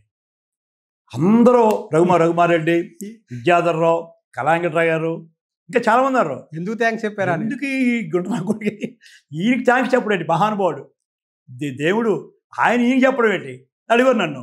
ఏంటి చెప్పాయా బాబు అంటే ఏం లేదని ఒకటే చెప్పారండి. లేదు దాస్తున్నావు అని. ఇది చెప్పడం బాగోదు కదా, చిన్న విషయం. ఆయన లైఫ్కి ఇది ఏముందండి, ఆయన కోరుకుంటే పౌరుల ముందుకు వచ్చి ఆగుతాయి, కానీ అది చిన్న విషయం. కానీ చూడండి ఎంత మంచి వ్యక్తో, ఎంత మంచి అభిమాని వ్యక్తో. వాళ్ళందరూ అడిగారు, చెప్పలేదు నేను. తర్వాత ఏడగారు లాగేసాడు, ఈ బాగోట ఎలా లాగేసాడు. ఇక్కడ మూర్తి గారు డాక్టర్ వచ్చి చెప్తే ఆ డాక్టరేట్ మీటింగ్లోనే చెప్పారు ఎల్వి మన లక్ష్మీప్రసాద్ గారు దసపల్లలో. అందరం మనం అనుకుంటాం ఈయన ఎన్టీ రామారావు ఫ్యాన్, ఈయన ఫ్యాన్ చెప్పారు. అంటే చెప్తానంటే అతను అనేది అంటే చూడండి ఎంత కృతజ్ఞత. ఆఫ్టర్ ఆల్ ఇవ్వడం నాకు ఆయన లైఫే ఇచ్చాడండి. ఆయన లైఫ్ ఇచ్చిన ఇది ఏమాత్రం ఆఫ్టర్ ఆల్ అంటే అదే నాకు మర్చిపోలేని జీవితం ఉంది. ఆయన మర్చిపోలేని ఆ మహానుభావుడితో అనుభూతి ఉంది. అది కాకుండా ఇంకేమైనా ఉన్నాయి సార్? ఇంకేమైనా తిట్టడం కావచ్చు, లేదంటే కోప్పడుకోవడం కావచ్చు, కోప్పలేదండి. ఆదరించిన దాంట్లో ఫలానా సంఘటన గుర్తేనా ఉందా సార్? ఇంకా బాగా ఆదరణలో ఒకసారి ఫ్యామిలీతో వెళ్ళానండి. నేను నా మిస్సెస్ పిల్ల వెళ్ళానండి. ఎవరి ఫ్యామిలీతో వెళ్తే వాళ్ళ ఆఫీస్లో ఎంట్రీ ఇచ్చేసి పంపించేస్తారు. ఇలా వెళ్ళగానే మూర్తి సతీ సమేతంగా వచ్చావు అని చెప్పి లాంగ్ తీసిపోయాడండి. అప్పుడు లక్ష్మీభర్త వచ్చింది అప్పటికే లాంగ్ తీసిపోయి ఆ దేవుడి గదిలో తీసుకెళ్ళి మా ఆవిడికి మా పాపలకు పిల్లలకి సిటీ బాబు ఫోటో ఉంటే దండలేసి అక్కడ మా ఆవిడికి బొట్టు పెట్టి నన్ను మూర్తి అప్పుడు కాలుకి దండం పెట్టామండి. అంటే కొంత అల్లుడో కొడుకో వస్తే ఎంత ఆదరణ దొరకదో తెలియదు, కానీ మా ఫ్యామిలీ ఇప్పటికీ నా పిల్లల మిస్సెస్ మర్చిపోలేరండి. అలాగా లాన్కి తీసుకెళ్ళి కూర్చోబెట్టి ఇంకా ఏవో తెచ్చి మా పెట్టాడండి ఆయన చేతులతోటి. ఎవరో స్టాఫ్ తెమ్మలేదు, ఆయన లాంగ్కి వెళ్ళిపోయినాడు. పట్టుకొచ్చాడు ఒకటి సార్ కూర్చొని గారికి వచ్చినట్టే తమ్ముడు బిడతో ఆడబిడతో వచ్చావు అని. అంటే అలాంటి మహానుభావుడు అండి. ఏ రాజకీయ నాయకుడు కింద కార్యకర్తలకి నాయకులకి ఆప్యాయత ప్రేమిస్తారండి? ఇవ్వరండి. కానీ ఎన్టీ రామారావు గారిని నమ్ముకున్న వ్యక్తిని, నిజాయితీ ఉన్న వ్యక్తిని యువకులు అంటే ప్రాణం పెట్టేవారండి ఆయన. అది ఆయన ఆ రెండు నేను మర్చిపోయిన సన్నివేశాలు ఇంకా చాలా ఉన్నాయి. ఆయన భోజనం తిన్నప్పుడు కూడా రకరకాలు తినేవారు. ఆయన ఏం తినేవారు సార్? ఆయన ఒకసారి పరవాన్నం తెమ్మన్నారు. పరవాన్నం మీద నెయ్యి తెమ్మన్నారు. నెయ్యి కాదు, తేనె తెమ్మన్నారు. తేనె వేసుకున్నారు. నెయ్యి పట్టురారన్నారు. నెయ్యి వేసుకున్నారు. పరవాన్నం తేనె నెయ్యి మంచి కాంబినేషను. కలుపుతున్నాం, ఆవకాయ పెట్టురారా అన్నారు. ఆవకాయ మీద వేశారు. పరవానంలో ఆవకాయ ఆవకాయ వేశారు, కలిపన్నారు, తినమన్నారు. ఓ అది మహాప్రసాదం ఉందండి. ఆ కాంబినేషన్ అంతే. ఆయనకి ఆ రకమైన అనుభూతి మాకు ఆ మహానుభావుడి దగ్గర ఆ కాంబినేషన్. ఆయన కలుసుకోవాలంటే ఎప్పుడు సార్? అంటే ఇప్పుడు ఆయన మధ్య మధ్యలో షూటింగ్ కూడా చేశారు సీఎంగా ఉండగా కూడా. మీరు ఏదో అరకు విశ్వామిత్ర ఏదో అవును, something మీకు ఏదో అయితే చేశారు. ఉన్నామండి. అప్పుడు ఎన్ని గంటలు లేచివారు సార్ ఆయన? 4:30 అండి. 4:30 లేచిపోయేవారు. నేను చికెన్ పట్టుకెళ్ళేవాడిని.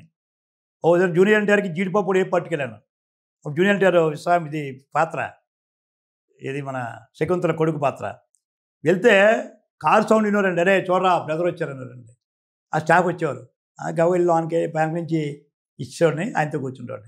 ఒకసారి అయితే ఎన్టీ రామారావు గారు జూనియర్ ఎన్టీఆర్ లేకపోతే, రే తాత లెగరా, నీకు తమ్ముడు జీడిపప్పు తెచ్చాడు లెగరా అని బలవంతంగా చేసి ఒళ్ళో కూర్చొని మేకప్ చేయించారు. నేను పక్కన ఉన్నాను మేకప్. ఎంత గద్దే బాబు అప్పుడు? ఓ 4-5 ఏళ్ళు ఉంటాయి అప్పుడు ఎవరికి? జూనియర్ ఎన్టీఆర్ ఉంటాయండి, 6-7 ఏళ్ళు ఉంటాయేమో. 6 ఏళ్ళు. గద్దే బాబు ఉన్నా, నేనున్నాను, ఇంకో ఎవరు ముగ్గురు ఉన్నామండి అక్కడ ఆ స్పాట్లో. గద్దే బాబు ఉన్నాడు వేళ, బతికే ఉన్నాం ఆయన కూడా. మేము ముగ్గురు ఉన్నాం. ఆ జీడిపప్పు తెచ్చి కూర్చోబెట్టి ఆ జీడిపప్పు ప్యాకెట్ ఓపెన్ చేయాలి, తినరా జీడిపప్పు తెచ్చారా అన్నగా తమ్ముడు రారా అని అలా మేకప్ వేయించారు. మా ముందే మేకప్ వేయించారండి జూనియర్ ఎన్టీఆర్కి. ఎలా ఉండేది సార్? మీరు అప్పుడు చూశారు కదా దగ్గర నుంచి ఇద్దరికేను, తాత మానవులందరికీ ఎలా ఉండేది? అమ్మో ఎంత ప్రేమ అండి బాబాయ్. జూనియర్ ఎన్టీఆర్ అంటే ప్రాణం పెట్టారండి ఎన్టీ రామారావు గారు. నేను కళ్ళలో చూస్తే ఆ పాత్రలో చూసాం కదా, నేను తాతాని ఒళ్ళో కూర్చొని మేకప్ వేయించారండి వేళ అరకులో. గద్దేబాబురు నేను ముగ్గురు, ఇంకో ముగ్గురు పేరు లక్ష్మీప్రసాద్, ఎలాగ లక్ష్మీప్రసాద్, ముగ్గురు ఉన్నామండి. అది అంచేత ఇంకా ఆయనతో చెప్పాలంటే కొన్ని వందలు ఉంటాయి సార్. మీ ఛానల్ అంత రోజు సరిపోదు నాకు. ఆయనకున్న ప్రేమ అభిమానం నిజంగా ఎంత ప్రేమ అండి. ప్రేమ అంటే ఆయన దగ్గర చూశాను సార్ నేను.